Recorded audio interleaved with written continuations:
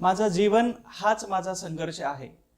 संपूर्ण भारतातील हजारो वर्षापासून अशा जाती समुदायाला ज्यांना त्यांचे मानवी आणि मूलभूत अधिकार नाकारलेले होते, अशा समुदायाचा रक्ताचा एकही न थेंब सांडता जगातील सर्वात मोठी मानवमुक्ती किंवा मानवांची क्रांती करणारे डॉक्टर बाबासाहेब आंबेडकर आज 14 एप्रिल या जयंतीच्या निमित्ताने आपण त्यांना अभिवादन करून त्यांच्या जयंतीच्या निमित्ताने जी जी माहिती परीक्षाभिमुख आहे आणि त्याचबरोबर तुम्हाला ॲज अ माहिती म्हणून तुम्हाला जर काही गोष्टी माहिती करून घ्यायच्या असतील तर या लेक्चरच्या माध्यमातून ही माहिती तुमच्यापर्यंत पोहोचवण्याचा, ही इन्फॉर्मेशन तुमच्यापर्यंत देण्याचा माझा एक प्रामाणिक इथं प्रयत्न राहणार आहे। गौरव महामानवांचा आणि त्याचबरोबर जयंती महोत्सव किंवा जयंती उत्सव किंवा जयंती गौरव या जयंती विशेष या लेक्चरमध्ये तुम्हा सर्वांचं मी प्राध्यापक सचिन गुळीक स्वागत करतोय।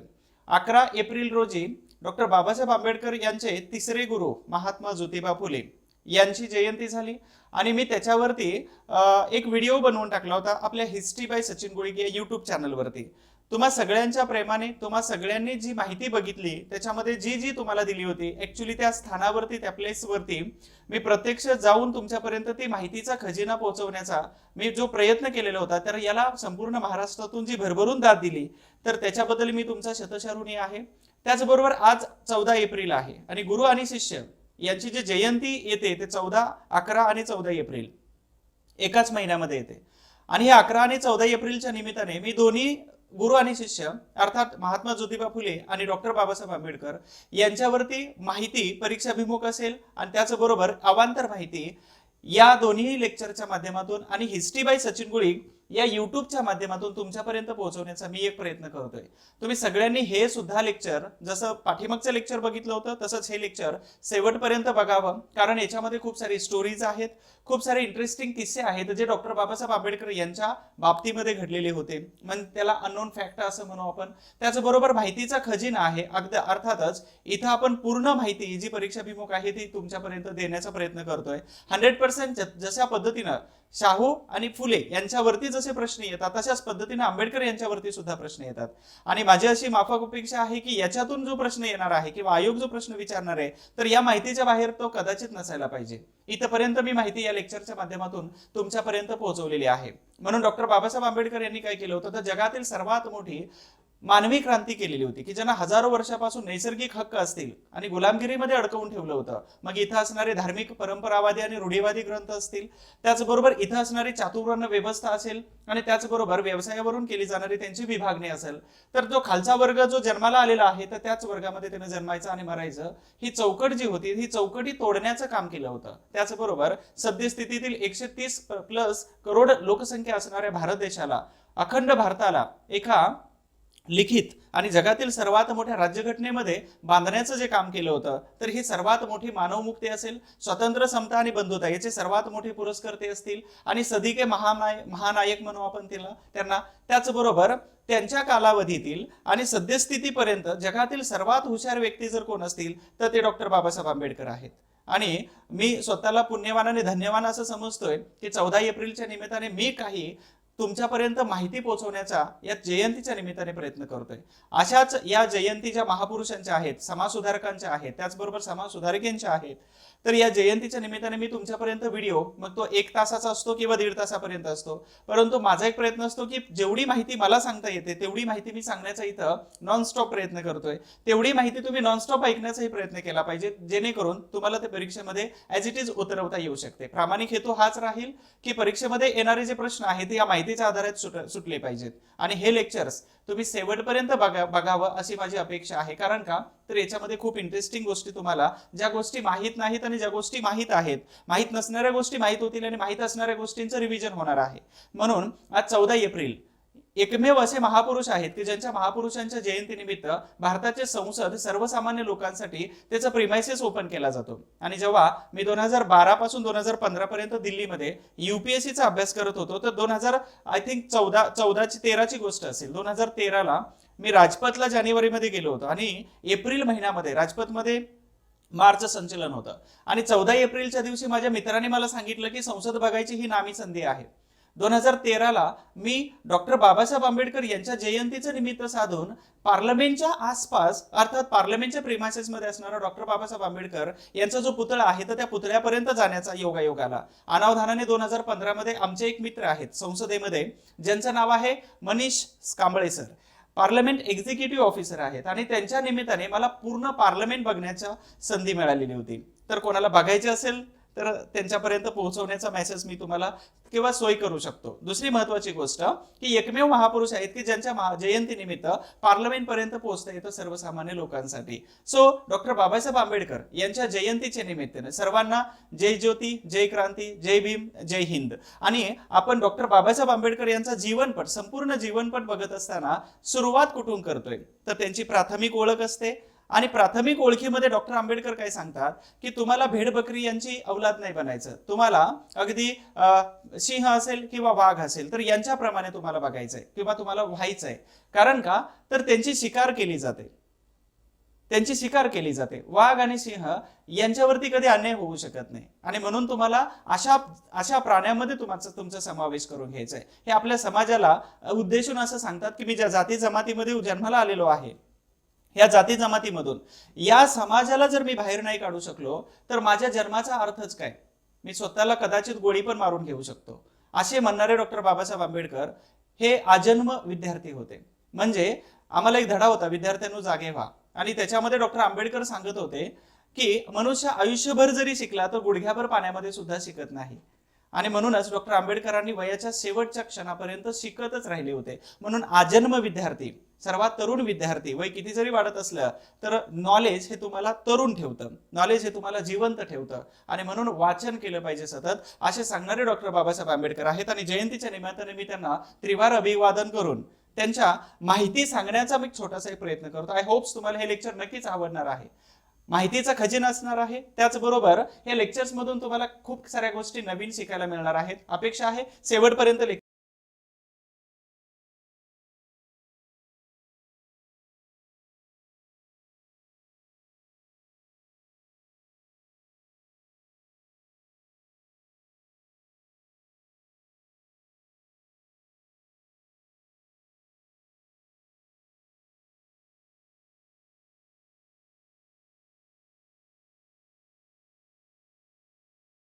मिळायला पाहिजेत म्हणून आर्टिकल नंबर 14 टाकलं होतं. आणि म्हणून त्यांनी मूलभूत हक्कांच्या यादीमध्ये सर्वसामान्य लोकांना सुद्धा अगदी उच्च कुलीन लोकांच्या पंक्तीमध्ये बसवण्याचं काम डॉक्टर बाबासाहेब आंबेडकरांनी केलं होतं. म्हणजे ज्या दिवशी शाळेमध्ये शिपाई नसायचा त्या दिवशी डॉक्टर आंबेडकर आणि त्यांच्यासोबत असणारे अजून काही अस्पृश्य विद्यार्थी असतील तर दिवसभर अगदी तहानलेल्या चेहऱ्याने तिथं बसावं लागायचं. म्हणूनच ज्या दिवशी शिपाई नाही त्या दिवशी पाणी नसायचं आणि शिपाई जरी असला तरी त्या माठाला हात लावायचा आणि जवळपास जाऊन तिथं पाणी पिण्याचे धाडस आणि हक्क नसायचा. म्हणून शिपाई वरून पाणी ओतायचा आणि उंजळीनं पाणी प्यायचे. अशा पद्धतीने डॉक्टर बाबासाहेब आंबेडकरांनी संघर्ष जो केला होता. म्हणूनच म्हटलं जातं माझा संघर्ष अर्थातच माझं जीवन हाच माझा संघर्ष आहे. आणि हा संघर्ष फक्त अस्पृश्यतेचा नव्हता तर शिक्षणासाठीचा पण होता. त्याचबरोबर मला दुसऱ्यांसाठी जर काही कायदे बनवायचे असतील तर तो कायदे करण्याचा सुद्धा संघर्ष होता. संविधान लिहित असताना संविधान लिहिण्याचा सुद्धा संघर्ष होता आणि आरक्षणाचे मुद्दे टाकत असताना तो सुद्धा संघर्ष होता. म्हणजे पावलोपावली संघर्ष आयुष्यभर जर कोणी केला असेल तर ते एकमेव महापुरुष आहेत डॉक्टर बाबासाहेब आंबेडकर. आणि त्यांच्या जयंतीच्या निमित्ताने मी तुम्हाला त्यांचं जीवनपट सांगण्याचा इथं प्रयत्न करतोय. त्यांची प्राथमिक ओळख आणि त्यांच्या जीवनपटामध्ये त्यांनी ज्या पदव्या किंवा त्यांची आयडेंटिटी जी बनवली होती कदाचित हे एकमेव महापुरुष असतील जगातील की ज्यांनी ही आयडेंटिटी स्वतःला धारण करून घेतली होती. कारण ते तेवढ्या ख्यातीचे होते, तेवढे प्रसिद्ध होते, तेवढे विद्वान होते आणि ते तेवढीच प्रतिभा स्वतःमध्ये ठेवत होते. काय आहेत तर घटनातज्ञ होते, राजनीती तज्ञ होते, अर्थशास्त्रज्ञ होते, समाजशास्त्रज्ञ होते, मानववंश शास्त्रज्ञ होते, कायदे पंडित, तत्वज्ञ होते, वकील होते, प्राध्यापक होते, शिक्षण तज्ञ होते, लेखक होते आणि सर्वात मोठे इतिहासकार सुद्धा होते. त्याचबरोबर धर्मशास्त्रज्ञ होते, क्रांतिकारक बौद्ध धर्म पुनरुत्थान करणारे जगातील सर्वात पहिले व्यक्ती होते. म्हणजे सम्राट अशोक यांच्यानंतर सर्वात मोठं बौद्ध धर्माचं पुनरुत्थान जर कोणी केलं असेल, पुनर्जन्म त्या बौद्ध धर्माला जर कोणी दिला असेल तर ते डॉक्टर बाबासाहेब आंबेडकर यांच्या बौद्ध धर्म परिवर्तनानंतर दिलेला होता. पत्रकार होते, समाज सुधारक होते, प्रभावी वक्ते होते, दृष्टी विचारवंत, सत्याग्रही होते, राष्ट्रवादी नेते होते, संपादक होते आणि विद्याव्यास संघ होते. आणि आजन्म विद्यार्थी असणारे डॉक्टर बाबासाहेब आंबेडकर यांचा संघर्ष या लेक्चरच्या माध्यमातून तुमच्यापर्यंत पोहोचवते. तोपर्यंत लाईक, शेअर आणि कमेंट करायला विसरू नका. हे लेक्चर शेवटपर्यंत नक्की बघा. सुरुवात करतोय आपण डॉक्टर बाबासाहेब आंबेडकर यांच्याशी संबंधित असणाऱ्या 5 भूमी कोणकोणत्या आहेत ह्या 5 भूमीमध्ये पहिल्यांदा कोणती येते तर महू या ठिकाणी इथं डॉक्टर बाबासाहेब आंबेडकर यांचा जन्म झालेला होता. हे मध्य प्रदेशमध्ये आहे. वडील तिथं आर्मीमध्ये होते आणि तिथं असताना डॉक्टर आंबेडकरांचा जन्म झाला होता, म्हणून महूला जन्मभूमी असं म्हटलं जातं. दुसरी भूमी कोणती आहे? शिक्षणाची भूमी आहे. ही शिक्षणाची भूमी अमेरिका आहे आणि लंडन आहे. त्याचबरोबर महाराष्ट्रामध्ये असणारं सातारा आहे, तिथं प्रतापसिंह भोसले प्राथमिक शाळा आहे. तर ही शिक्षाभूमी आहे, शिक्षाभूमी आहे. त्याच्यानंतर मुक्तीभूमी, की ज्या धर्मामध्ये मी जन्माला आलो परंतु त्या धर्माने जर मुक्तीचा मार्गच स्वीकारला नसेल आणि त्या धर्मांमध्ये समानताच मानली जात नसेल तर तो धर्म सोडलेला बरा. आणि म्हणून त्यांनी 1935 ला ज्या ठिकाणावरून धर्मांतराची घोषणा केली तर ते ठिकाण आहे येवला, त्याला मुक्तीभूमी असं म्हटलं जातं. आणि सर्वात महत्वाचं दुसरं आहे 3 नंबरचा दीक्षाभूमी, ज्या भूमीमध्ये ही मूळ नागांची भूमी आहे, हे मूळ इथल्या लोकांची भूमी आहे आणि इथल्या भूमीमध्ये मी धर्मांतर करणार म्हणून त्यांनी नागांच्या भूमीची निवड केली होती नागपूरची. तिला दीक्षाभूमी म्हटलं जातं. 1956 पासून ही दीक्षाभूमी खूप प्रसिद्ध झाली. कारण का तर जगातील सर्वात मोठं धर्मांतर या ठिकाणी झालं होतं. मानवी क्रांती घडवून आणली होती. त्यांनी सर्वात शेवटी आपण चैत्यभूमी म्हणतो. महापरिनिर्वाण जरी त्यांचं दिल्लीमध्ये झालं असलं तरी सुद्धा त्यांचा अंत्यविधी हा लाखो आणि करोडोच्या लोकसंख्येमध्ये चैत्यभूमी मुंबई या ठिकाणी पार पडलेला होता. अशा पद्धतीनं डॉक्टर बाबासाहेब आंबेडकर यांच्याशी संबंधित असणाऱ्या या 5 भूमी खूप महत्वाची भूमिका पार पाडतात डॉक्टर बाबासाहेब आंबेडकर यांच्या जीवनपट शिकत असताना. ठीक आहे, पुढे जाऊया आपण. थोडक्यामध्ये माहिती घेतोय. डॉक्टर भीमराव रामजी आंबेडकर 14 एप्रिल 1851 मध्ये जन्म त्यांचा झाला होता लष्करी छावणीमध्ये मध्य प्रदेशमध्ये. त्यांच्या आईचं नाव भीमाबाई होतं आणि वडिलांचं नाव रामजी सकपाळ होतं. त्याचबरोबर 106 सॅपर्स अँड मायनर्स तुकडीमध्ये हे रामजी सकपाळ हे शिपाई म्हणून काम करत होते. परंतु आणि यांचे आजोबा जे आहेत मालोजी हे लष्करामध्ये सैनिक होते. रामानंद पंथाची त्यांनी दीक्षा घेतलेली होती. जी माहिती तुम्हाला सहजासहजी उपलब्ध होते ती माहिती थोडंसं स्पीडनं सांगण्याचा प्रयत्न करतो, तेवढं अंडरस्टँड करून घ्या. ठीक आहे, मायनर्स या तुकडीमध्ये शिपाई असतानाच यांनी थोडंसं शिक्षण घेतलेलं होतं आणि शिक्षण घेतलं म्हणून त्यांना काय केलं तर लष्करी शाळेमध्ये मुख्याध्यापक या पदावरती कामाला ठेवलं होतं. जेव्हा रिटायर झाले त्यावेळी ते दापोडी रत्नागिरीमध्ये आले. त्याच्यानंतर सातारा आणि त्याच्यानंतर ते मुंबईला स्थायिक झाले. तिथून पुढे डॉक्टर आंबेडकरांचा शैक्षणिक पासून अगदी कर्मभूमीच मुंबई बनलेली होती. मग ती लंडन असेल, अमेरिका असेल आणि दिल्ली असेल. तर अशा पद्धतीने डॉक्टर आंबेडकरांचा शैक्षणिक प्रवास हा तिथपर्यंत झालेला होता. या अर्थातच रामजी सकपाळ यांना गंगा, रमा, मंजुळा आणि तुळसा या 4 मुली होत्या. अर्थात 14वा अपत्य भीमराव होते परंतु 4 मुली होत्या. यापैकी 14 अपत्यापैकी बाळाराम, आनंदराव आणि त्याचबरोबर भीमराव म्हणजे त्यांना भिवा म्हणत होते. तर हे 4 आणि 3 7 हे टोटल 7 जगलेले हे त्यांचे अपत्य होते. टोटल 14 पैकी आणि 14वा अपत्य म्हणजे डॉक्टर भीमराव आंबेडकर होते. शिक्षक होते कृष्णा महादेव आंबडवेकर, अर्थातच त्यांना आंबावडेकर असंही म्हटलं जातं. याच्यामध्ये खूप सारा संभ्रमावस्था आहे आणि त्यांनीच काय केलं होतं तर यांना नाव दिलेलं होतं आंबेडकर. ही स्टोरी आहे किंवा त्याचबरोबर ही अनेक पुस्तकामधला हाच रेफरन्स आपल्याला समोर येऊन जातो, हा सांगितलं जातं. त्यांचं वास्तव्य मध्य प्रदेश, दापोली, सातारा आणि मुंबई अशा पद्धतीने डॉक्टर बाबासाहेब आंबेडकर यांच्या जन्मापासून त्यांची कर्मभूमीपर्यंतचा हा प्रवास सुरू झालेला होता. डॉक्टर आंबेडकर यांनी 2 विवाह केलेले होते. जो पहिला विवाह झाला होता तो 1908 मध्ये 14व्या वर्षी दापोलीच्या भिकू वलंगकर यांच्या मुलीशी म्हणजे रमाबाई आंबेडकर अर्थात रमाबाई वलंगकर यांच्याबरोबर त्यांचा पहिला विवाह झाला होता. याच रमाबाई आंबेडकर यांचं निधन 1935 मध्ये झालेलं होतं. शेवट अगदी कोणती स्त्री आता करू शकते की मुंबई सारख्या ठिकाणी सेनाच्या गोवऱ्या थापायच्या आणि त्याच्यानंतर आपले पती जे फॉरेन मध्ये शिकतात लंडनमध्ये तर तिथपर्यंत ते पैसे पाठवायचे. अर्थातच हे कष्ट फक्त रमाबाई आंबेडकर यांनीच करू शकत होत्या. ठीक आहे, त्यानंतर दुसरा विवाह 15 एप्रिल 1948 मध्ये डॉक्टर शारदा कबीर यांच्या बरोबर झाला होता. यांचं नंतरचं नाव सविता आंबेडकर आहे आणि याच सविता आंबेडकर यांनी भारतरत्न पुरस्कार हा जन्मशताब्दी निमित्त त्यांनी स्वीकारला होता. दुसरी महत्वाची गोष्ट त्यांच्या वैयक्तिक वापरातील जेवढ्या काही वस्तू असतील तर ह्या सिम्बॉयसिस म्युझियमला त्यांनीच दिलेल्या होत्या आणि म्हणून सेनापती बापट रोडवरती सिम्बॉयसिस म्युझियम आहे. ह्या म्युझियमचा काही भाग मी इथं दाखवण्याचा प्रयत्न करतोय. ठीक आहे, आणि या सविता आंबेडकर यांनी संपूर्ण ज्या संविधान लिहिलेलं टेबल होता, ज्या खुर्चीमध्ये बसून संविधान लिहिलं होतं, ज्या पर्सनल वस्तू ज्या होत्या वापरलेल्या, घातलेले कपडे होते आणि अशा पद्धतीने शेवटचा श्वास घेणारा बेड सुद्धा सविता आंबेडकर यांनी म्युझियमला तिथं दिलेलं होता आणि ते आपल्याला बघायला तिथं सहजासहजी उपलब्ध आहे. ठीक आहे, त्यानंतर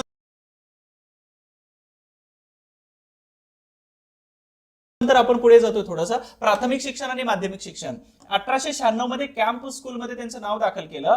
7 नोव्हेंबर, लक्षात ठेवा ही तारीख, विद्यार्थी दिन साजरा केला जातो या तारखेला, आणि या तारखेवरती परीक्षेला प्रश्न विचारला जाऊ शकतो स्पर्धा परीक्षेमध्ये. प्राथमिक शिक्षण साताऱ्याच्या गव्हर्नमेंट हायस्कूलमध्ये झालेलं होतं. 1907 मध्ये मॅट्रिकची डिग्री उत्तीर्ण झाले, आणि कृष्णाजी अर्जुन केळुस्कर जे होते तर यांनी पहिले दलित विद्यार्थी आहेत म्हणून डॉक्टर आंबेडकरांना बुद्ध चरित्र नावाचा ग्रंथ दिला. त्यांना माहित नव्हतं की 1956 मध्ये डॉक्टर बाबासाहेब आंबेडकर हे सिद्धार्थ गौतम बुद्ध यांचा बौद्ध धर्म स्वीकारतील. या कृष्णाजी अर्जुन केळुस्कर, ठीक आहे. त्यानंतर 1908 मध्ये मुंबईच्या एल्फिन्स्टन हायस्कूलमध्ये त्यांना जेव्हा प्रवेश मिळाला तर त्यावेळी त्यांना शिष्यवृत्ती 25 रुपये मिळत होती. आणि ही 25 रुपये शिष्यवृत्ती कोणी देऊ केली होती तर निर्णय सागर नावाचा छापखाना जो चालवत होते त्याचे मालक होते दामोदर सावळाराम यंदे यांच्यावरती आयोगाने प्रश्न विचारलेला आहे.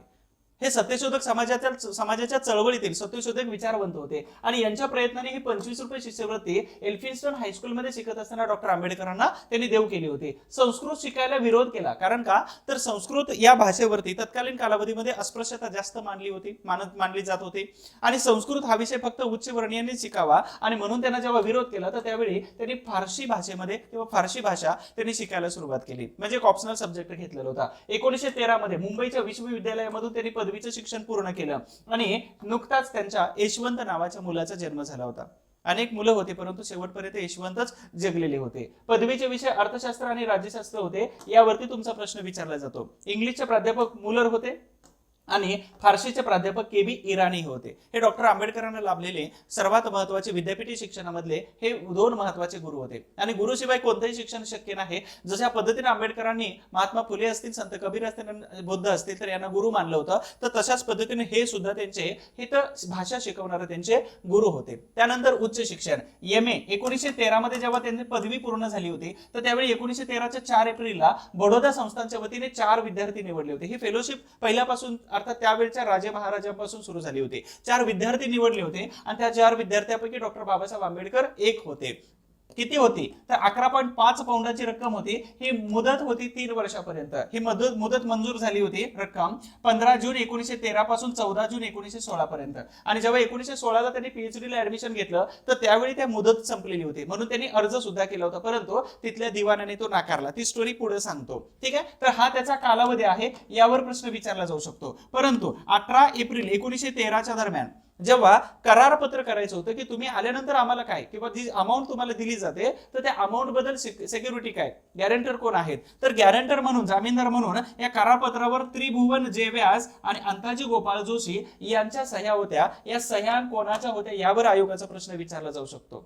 अर्थातच प्रत्येक वेळी ब्राह्मण व्यक्तीने विरोध केला असं नाही, प्रत्येक वेळी ब्राह्मण व्यक्तीने सपोर्ट केला होता. मग महात्मा फुले असतील किंवा डॉक्टर आंबेडकर असतील तर या दोघांच्या बाबतीमध्ये हे अगदी देवदूत म्हणून आलेले होते. दुसरी महत्वाची गोष्ट 1913 ला डॉक्टर बाबासाहेब आंबेडकर अमेरिकेच्या न्यूयॉर्क या शहरामध्ये गेले, न्यूयॉर्क या राज्यामध्ये गेले. मुंबई ते न्यूयॉर्कचा प्रवास SS अंकोना या बोटीने त्यांनी सर केलेला होता. वास्तव्य विद्यापीठाच्या हायले हॉल, त्याच्यानंतर 114 कॉस्मोपॉलिटन क्लब मध्ये, आणि त्याच्यानंतर 564 न्यूयॉर्कच्या पश्चिम भागामध्ये त्यांनी राहिलेले होते. अमेरिकेमध्ये त्यांच्यावरती प्रभाव कशाचा पडलेला होता तो गुलामगिरी नष्ट आणि त्याचबरोबर बुकर टी वॉशिंग्टन यांचा जो संघर्ष होता, तर या 2 गोष्टींचा अमेरिकेमध्ये डॉक्टर बाबासाहेब आंबेडकर यांच्यावरती प्रभाव पडलेला आपल्याला दिसून येतो.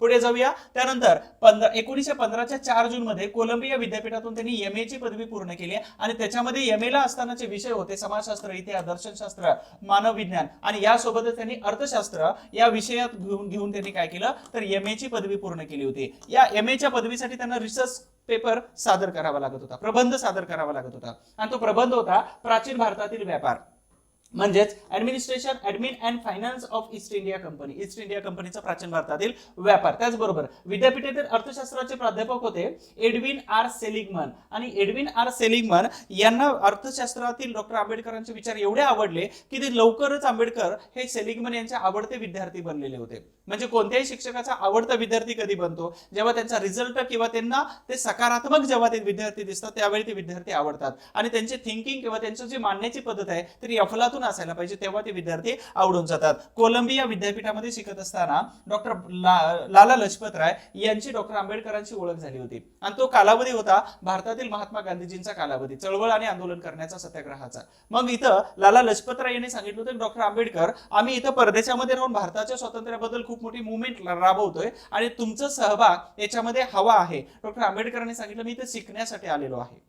आणि माझं शिकणं हे प्राथमिक काम असल्यामुळं मला या चळवळीमध्ये काही कालावधीसाठी भाग घेता येणार नाही. ही डॉक्टर आंबेडकर आणि लाला लजपत राय यांचा संवाद होता. डॉक्टर आंबेडकर हे केवळ भारतीय विद्यार्थ्यांमध्येच नव्हे तर अमेरिकन विद्यार्थ्यांमध्ये सुद्धा सर्वात बुद्धिमान विद्यार्थी म्हणून तिथं कन्सिडर केले जात होते, सर्वात बुद्धिमान विद्यार्थी त्यावेळेचे. दुसरं, पीएचडीचं शिक्षण आपण बघतोय. 1916 ला कोलंबिया विद्यापीठामध्ये त्यांनी पीएचडीचं शिक्षणासाठी प्रवेश घेतला. प्रबंध सादर केला होता इथं, the national dividend of India a historical and analytical study. या प्रबंधावरती तुम्हाला प्रश्न आयोगाकडून एखादा विचारला जाऊ शकतो. याचा अर्थ मराठीमध्ये होतो, भारताचा राष्ट्रीय लाभांश, इतिहासात्मक आणि विश्लेषणात्मक अध्ययन. हे ग्रंथ आता जरी वाचायला घेतलं तर डोक्यावरचे केस उभे राहतात, परंतु त्यावेळेचं यांचं इंग्लिश आणि त्यावेळेचा त्यांचा जो डीप स्टडी होता, तर यावरून अंदाज येतो की यांचं लिखाण कशा पद्धतीचं असू शकतं. दुसरी गोष्ट, 1917 ला विद्यापीठाने प्रबंध स्वीकारून त्यांना पीएचडीची पदवी मात्र देण्याचं मान्य केलं. अर्थातच त्यांना डॉक्टर हा शब्द आपण लावू शकता असं सांगितलं. म्हणजे 1916 नंतर त्यांना सांगितलं होतं की हा डॉक्टर शब्द तुम्ही लावण्याची अनुमती दिली, परंतु केसरी हिंद आणि थॉमस कुक या कंपनीने नंतर काय केलं, याचं पुस्तक रूपामध्ये परिवर्तन केलं होतं. परंतु डॉक्टर आंबेडकरांना पदवी देण्याचं मान्य केलेलं नव्हतं, परंतु डॉक्टर हा शब्द लावायचं त्यांनी मान्य केलं होतं आणि पदवी ऍक्च्युअली त्यांनी 1927 मध्ये दिलेली होती. हे एकमेव भारतातील असे व्यक्ती आहेत की ज्यांना पदवी अर्थातच अवॉर्ड, डिग्री अवॉर्ड होण्याच्या अगोदर डॉक्टर हा शब्द लावण्याची परमिशन दिली होती. डॉक्टर आंबेडकर यांच्याकडे कालावधी खूप कमी होता. इंटरेस्टिंग किस्से आहेत. आणि अर्थात 25 मध्ये हा पीएचडीचा प्रबंध ब्रिटिश भारतातील प्रांतीय अर्थव्यवस्थेची उत्क्रांती या नावाने पीएस अँड किंग या कंपनीने ग्रंथ रूपामध्ये प्रकाशित केला. 27 मध्ये आंबेडकरांना पीएचडी ही अर्थात डॉक्टरेट ही पदवी म्हणजे ही पदवी त्यांना बहाल करण्यात आली. 1916 नंतर त्यांना 1927 मध्ये ही पदवी बहाल करते, परंतु 16 नंतरच त्यांना काय केलं, तो डॉक्टर हा शब्द लावण्याची परमिशन दिली होती. दुसरं, याची प्रस्तावना कोणी लिहिली तर प्राध्यापक सेलिंगमन यांनी लिहिली होती. आणि हा ग्रंथ त्यांनी कोणाला अर्पण केला यावर आयोगाकडून प्रश्न विचारतात. तर ज्यांना शैक्षणिक मदत केलेली होती महाराज सयाजीराव गायकवाड, तर हे महाराज सयाजीराव गायकवाड यांना पीएचडीचा प्रबंध कृतज्ञतापूर्वक अर्पण केलेला होता. म्हणजेच त्यांना का तर गुरु होते ते, आणि गुरु म्हणजेच काय तर त्यांनी एवढी मोलाची मदत देऊ केली होती की त्याच्या आधारावर ते आपण डॉक्टरेट झालो किंवा हे पुस्तक लिहू शकलो, शिक्षण घेऊ शकलो, आणि म्हणून कृतज्ञतापूर्वक ही डिग्री त्यांनी अर्पण केलेली होती. त्यांनी प्राध्यापक म्हणून भारतात जेव्हा आलेले होते तर त्यावेळी त्यांनी कोलंबिया विद्यापीठातील भारतामध्ये आले त्यावेळी त्यांनी प्राध्यापक म्हणून वेगवेगळ्या कॉलेजमध्ये काम केलंच, परंतु इथं अमेरिकेत असताना त्यांना प्राध्यापक म्हणून कोणकोणता वर्ग लाभलेला होता तर John Dewey, James Shotwell, Edwin Seligman आणि जेम्स हॉर्वे रॉबिन्सन, त्याचबरोबर डॉक्टर ए गोल्डनवायझर हे महान प्राध्यापक डॉक्टर आंबेडकरांना लावलेले होते. तर यावरती एखादा प्रश्न विचारला जाऊ शकतो. समाजशास्त्राचे प्राध्यापक ए गोल्डनवायझर जे आहेत तर यांच्या मार्गदर्शनाखाली त्यांनी मानववंशशास्त्र विषयाच्या चर्चासत्रामध्ये कास्ट इन इंडिया हे त्यांनी पुस्तक सादर केलं. अर्थात their mechanism, genesis and development, भारतातील जाती आणि त्यांची रचना, उत्पत्ती आणि वृद्धी यांचा शोध प्रबंध जेव्हा वाचला तर त्यावेळी हे गोल्डनवायझर सुद्धा आंबेडकरांचे फॅन झालेले होते. ठीक आहे, हे पुस्तक खूप सुंदर आहे. या पुस्तकाने काशीरामजी यांचं खूप मोठं परिवर्तन घडवून आणलं होतं. ठीक आहे, केस आहे कुठं तर खडकीच्या अम्युनिशन फॅक्टरी मधले, दारुगोळा बारूद बनतो त्या फॅक्टरी मधले.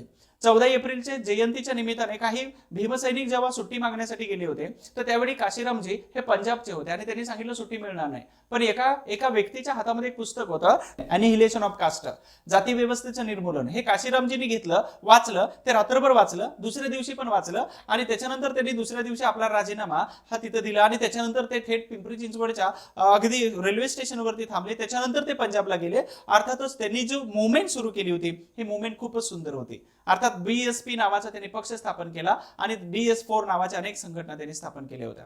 तर हे परिवर्तन एका पुस्तकामधून घडू शकतं. आणि त्यांनीच काय केलं होतं, उत्तर प्रदेशमध्ये पहिला दलित मुख्यमंत्री मायावतींच्या रूपाने त्यांनी उभा केला होता. अर्थातच पक्ष कोणाच्या बरोबर अलाइनमेंट करू, परंतु त्यांनी पहिला मुख्यमंत्री हा दलित समाजातून दिला होता. केवळ आणि केवळ या पुस्तकातून त्यांचं परिवर्तन घडवून झालं होतं. लंडन स्कूल ऑफ इकॉनॉमिक्स आणि ग्रेझी नावाच्या संस्था आहेत. परिचय पत्र, जेव्हा अमेरिकेतून डॉक्टर आंबेडकरांना लंडनचा प्रवास करायचा होता आणि शिक्षणासाठी जायचं होतं, तो कोलंबियाचे प्राध्यापक सिगर होते. आणि सिगर यांनी लंडन विद्यापीठाचे अर्थशास्त्राचे प्राध्यापक होते एडविन कॅनन, आणि एडविन कॅनन यांना काय केलं होतं, पत्र लिहिलं होतं, परिचय पत्र दिला होता की डॉक्टर आंबेडकरांच्या अर्थशास्त्रातील प्रगती एखाद्या अर्थशास्त्रातील प्राध्यापकांपेक्षाही अति जास्त उत्तम आहे. आणि या परिचय पत्रामध्ये सिगर यांनी अशा पद्धतीने त्यांचा उल्लेख केला होता की आंबेडकरांना तुम्ही तिथं सोय उपलब्ध करून द्यावी. आणि इथं परिचय पत्र अजून एक दिलं होतं सेलिगमन यांनी, यांचे ते आवडते विद्यार्थी होते. अर्थशास्त्रज्ञ सिडनी वेब जे आहेत तर यांच्या नावे, म्हणजे कोणाच्या तर एक पत्र दिलं होतं कॅनन यांना आणि दुसरं दिलं होतं सिडनी वेब यांना, यांच्या नावे सुद्धा परिचय पत्र त्यांनी दिलं केलेलं होतं.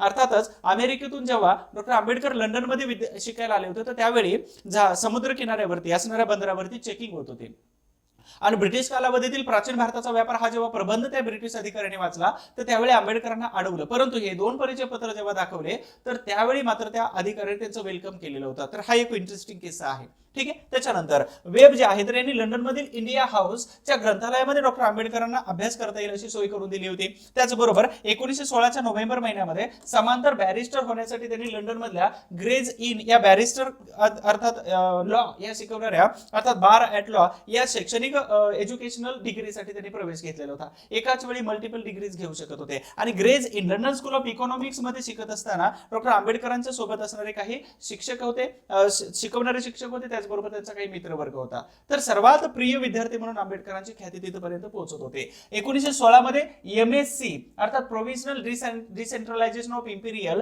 फायनान्स भारतीय शाही अर्थव्यवस्थेचे प्रांतीय विकेंद्रीकरण आणि त्याच वेळी 1916 मध्ये त्यांनी फेलोशिप वृद्धीसाठी किंवा त्यांची फेलोशिप एक्सटेंड करण्यासाठी जेव्हा मागणी केली तर त्यावेळी दिवाण होते मनोभाई मेहता आणि स्कॉलरशिप यांनी नाकारली. दुसरी महत्वाची गोष्ट 1917ला बडोदा या ठिकाणी राजाच्या दरबारामध्ये सैनिक अधिकारी आणि वित्त सल्लागाराची जबाबदारी डॉक्टर आंबेडकरांनी तिथे स्वीकारलेली होती, कारण त्यांना पगार 150 रुपये होता आणि ठरलं होतं 1916ला जेव्हा तुमचं शिक्षण पूर्ण होणार आहे तर त्यावेळी तुम्ही येऊन दरबारामध्ये काही विशिष्ट पदावरती नोकरी करायला पाहिजे. आणि ठरल्याप्रमाणे 1917 मध्ये डॉक्टर आंबेडकर आले होते. त्याचबरोबर त्यांनी रक्षा सचिव या स्वरूपामध्ये सुद्धा त्यांनी काम केलं होतं, परंतु तिथं अगदी घर राहण्यासाठी कोणी देत नव्हतं. म्हणून चुकून त्यांनी आपण पारशी आहोत असं धर्मशाळेमध्ये सांगून त्यांनी राहिले, परंतु पहाटेच आले काही लोक काट्या वगैरे घेऊन आणि आंबेडकरांना त्यांनी सांगितलं की सकाळपर्यंत तुम्ही ही खोली खाली केली पाहिजे. आंबेडकरांनी तक्रार केली सयाजीराव गायकवाड महाराजांकडे की मला रूम मिळत नाही. महाराजांनी सांगितलं एवढे छोटेसे प्रश्न तुम्ही माझ्यापर्यंत घेऊन येऊ नये.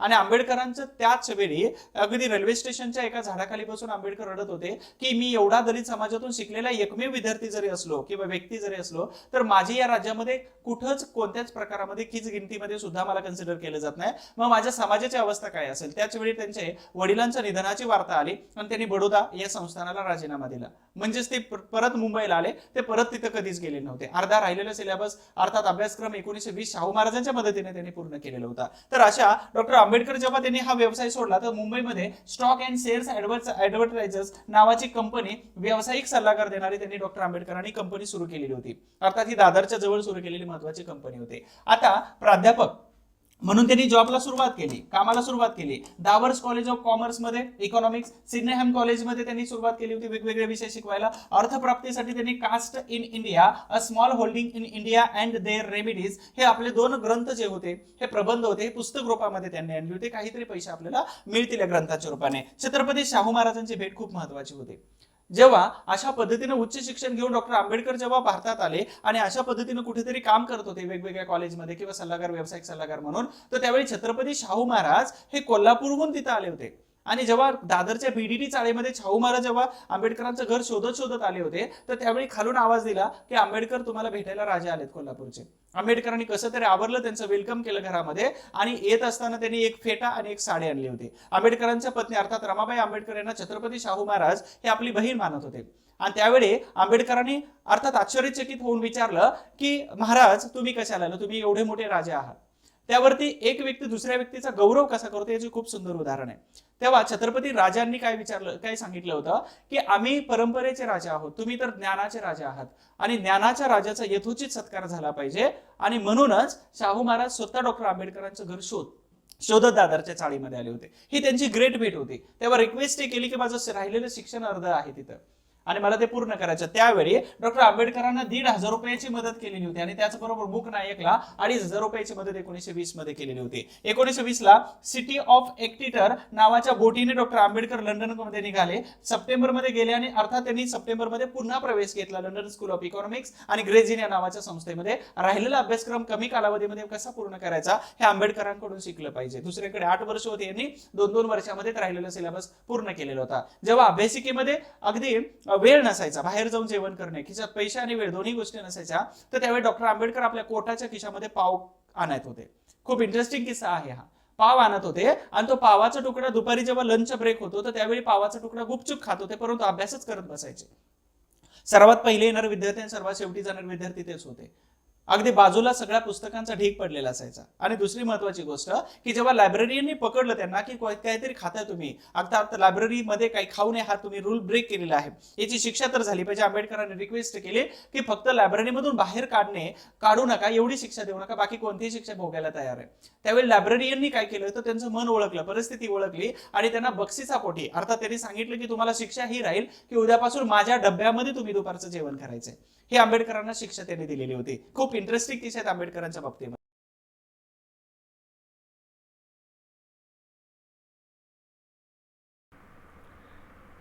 पुण्याच्या सेनापती बापट रोडवर असणारे Symbiosis doctor Babasaheb Ambedkar museum यामधील काही दृश्य व्हिडिओच्या स्वरूपात दाखवण्याचा प्रयत्न करतोय. सविता आंबेडकर यांच्याकडून या म्युझियमसाठी दिलेल्या डॉक्टर आंबेडकरांच्या काही पर्सनल वस्तू इथं पूर्ण तुम्हाला दिसून येतात.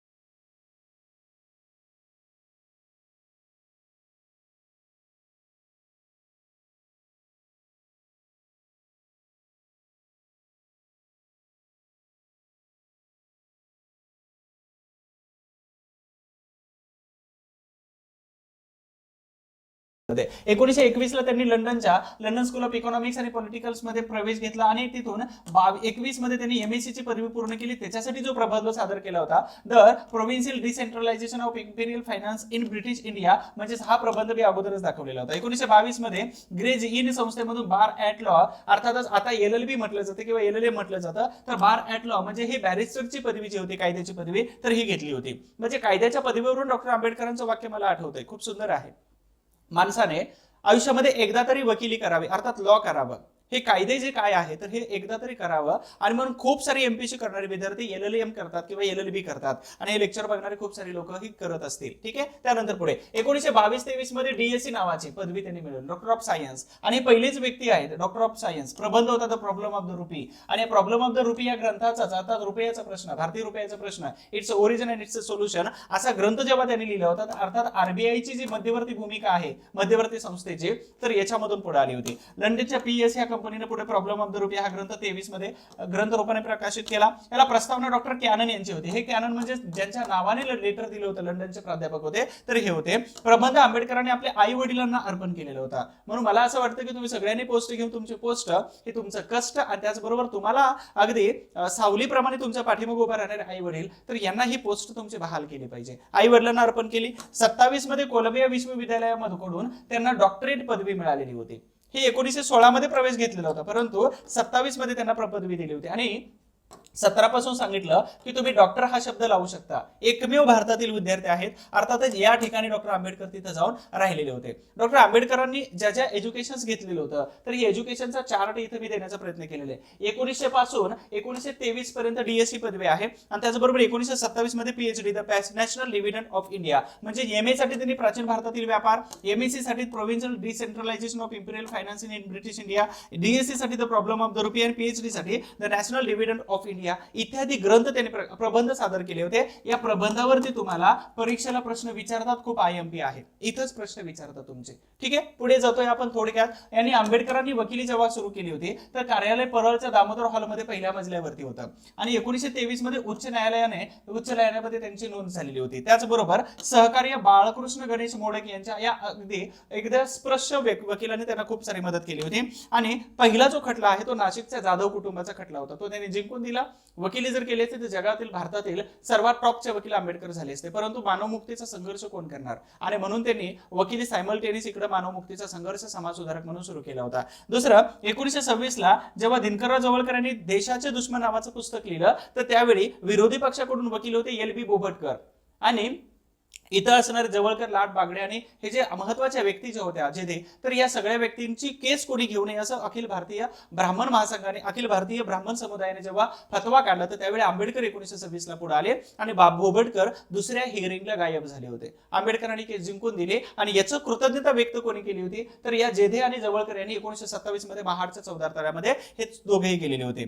1927 मध्ये इंडिया अँड चायना या पुस्तकाचे लेखक होते फिलिप स्प्रॅन. बघा, आपला धर्म कधी सोडायचा नसतो. आपला धर्म म्हणजेच काय, तर आंबेडकरांच्या टोटल अपोजिट विचारसरणीचे फिलिप स्प्रॅन होते, परंतु तरी पण आंबेडकरांनी आपण वकील आहोत आणि आपला जो आपल्याकडे येणारी जी केस आहे, तर तो आपल्यासाठी भगवान स्वरूपामध्ये असतो आणि म्हणून आपली केस लढली पाहिजे. टोटल विचारसरणी विरोधाभासी होती, तरी सुद्धा फिलिप स्प्रॅन यांची केस त्याने जिंकून दिलेली होती. वालचंद हिराचंद यांची केस आहे. सोलापूरचे खूप मोठे बिझनेसमॅन आहेत, ज्यांनी विमानासहित ऊसाची वाहतूक होण्यासाठी पहिल्यांदा त्यांनी रेल्वे सुरू केली होती अकलूज मध्ये. तुम्हाला माहिती आहे, अकलूजच्या जवळ वालचंद नगर नावाचा भाग आहे आणि वालचंद नगर इथली खूप इंटरेस्टिंग स्टोरी आहे. डॉक्टर आंबेडकरांची वकिली मी ऐकलेली होती, ठीक आहे, ऐकलेली होती आणि त्यांच्या वेगवेगळ्या पुस्तकामध्ये तुम्हाला सापडून जाईल. तर वालचंद यांच्यावरती केस होती आणि त्यांना फाशीची शिक्षा झाली. ऐन वेळी त्यांनी वकील बदलला. वकील बदलल्यानंतर डॉक्टर आंबेडकर हे शेवटपर्यंत कोणत्याच प्रकारच्या हिअरिंगला सपोर्ट करत नव्हते आणि आंबेडकरांची सपोर्ट होत नाही म्हणून वालचंद हिराचंद यांना वाटलं की मी चुकीचा वकील दिला आणि शेवटी त्यांना फाशीची शिक्षा झाली. फाशीची शिक्षा झाल्यानंतर तिथपर्यंत गेले, कुठं, तर फाशीची शिक्षा होईपर्यंत ते गेलेले होते. ठीक आहे, याचा संदर्भ मी तुम्हाला बॉक्समध्ये टाकून देतो खाली, नाहीतर लगेच मग त्याच्यावरती कमेंट कराल तुम्ही. तर तिथं फाशीची शिक्षा द्यायची जेव्हा वेळ आली, तर त्यावेळी त्यांना ते कपडा वगैरे घातला आणि डॉक्टर आंबेडकर तिथंच होते. वकील असतात, जज असतो, डॉक्टर असतात आणि अशा वेळी डॉक्टर आंबेडकरांनी सांगितलं की फाशी बस झाला आता, अर्थात कपडा घातलेला आहे, दोर लटकवलेला आहे आणि आता ते काढा. हे काढा म्हटल्यानंतर तिथले सगळे अचंबित झाले. त्यांनी सांगितलं की मरेपर्यंत कुठं सांगितलं, तुम्ही फक्त फाशी द्यायचं सांगितलं होतं, ते काढलं आणि म्हणून त्याच्यानंतर अर्थातच भारताच्या IPC मध्ये कदाचित बदल झाला असावा, ही मी स्टोरी ऐकलेली आहे आणि याच्यामध्ये काय सांगितलं होतं की अंटिल द डेट आणि तिथं नीप मोडली जाते जज कडून, तर हे त्याच्यानंतरचं परिवर्तन आहे असं म्हटलं जातं. हे ऐकीव स्टोरी आहे माझ्याकडे आलेली, ठीक आहे. आणि मग वालचंद हिराचंद यांनी सांगितलं की डॉक्टर आंबेडकर, तुम्ही माझा जीव वाचवला, मी तुमच्यासाठी काय करू.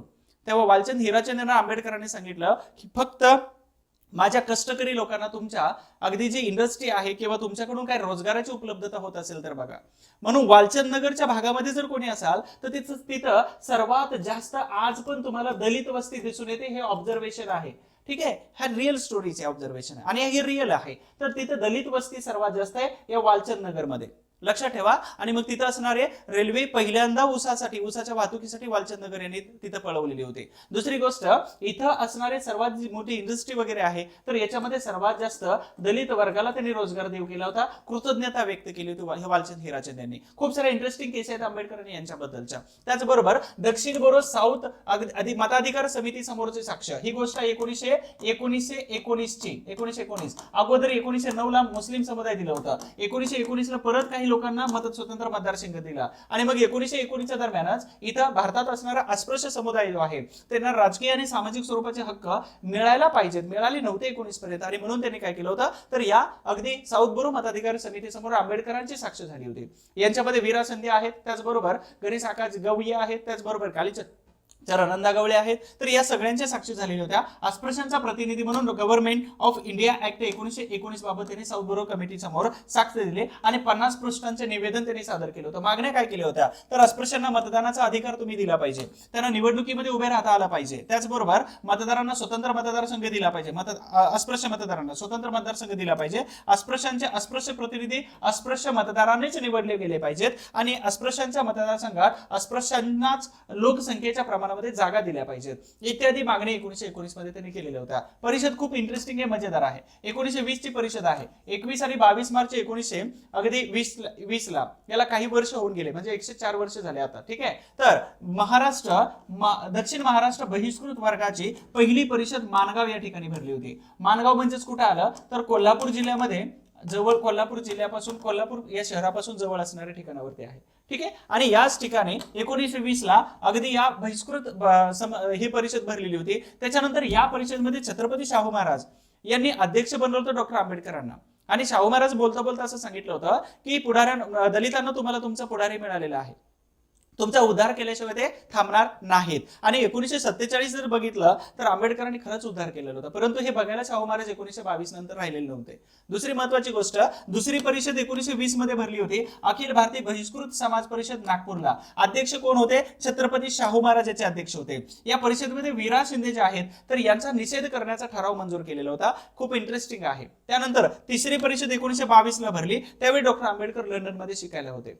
आणि दुसरी गोष्ट, जेव्हा दुसऱ्या परिषद 1920 ला शाहू महाराज नागपूरमध्ये गेले होते, तर नागपूरचे जे भोसले होते हे पळून बाहेर गेलेले होते. कारण का? तर बहिष्कृत परिषदेसाठी राजा येतोय आणि आपल्याला सन्मान करावा लागेल म्हणून तिथला राजा बाहेर पळून गेलेले होते. ठीक आहे. त्यानंतर ही तिसरी परिषद दिल्लीमध्ये, अध्यक्ष कोण होते? छत्रपती शाहू महाराज होते. मात्र इथे आंबेडकर इथं नव्हते. त्यानंतर दुसरं संस्थात्मक योगदान आपल्याला शिकायचंय. बहिष्कृत हितकारिणी सभेची स्थापना त्यांनी 20 जुलै 1924 मध्ये केली. कदाचित या 2024 मध्ये याला 100 वर्ष पूर्ण होतील, यावर प्रश्न बनू शकतो. तर 9 मार्च 1924 मध्ये दामोदर हॉलच्या बैठकीमध्ये बहिष्कृत हितकारिणी सभेची स्थापना करण्याचा एक निर्णय झाला.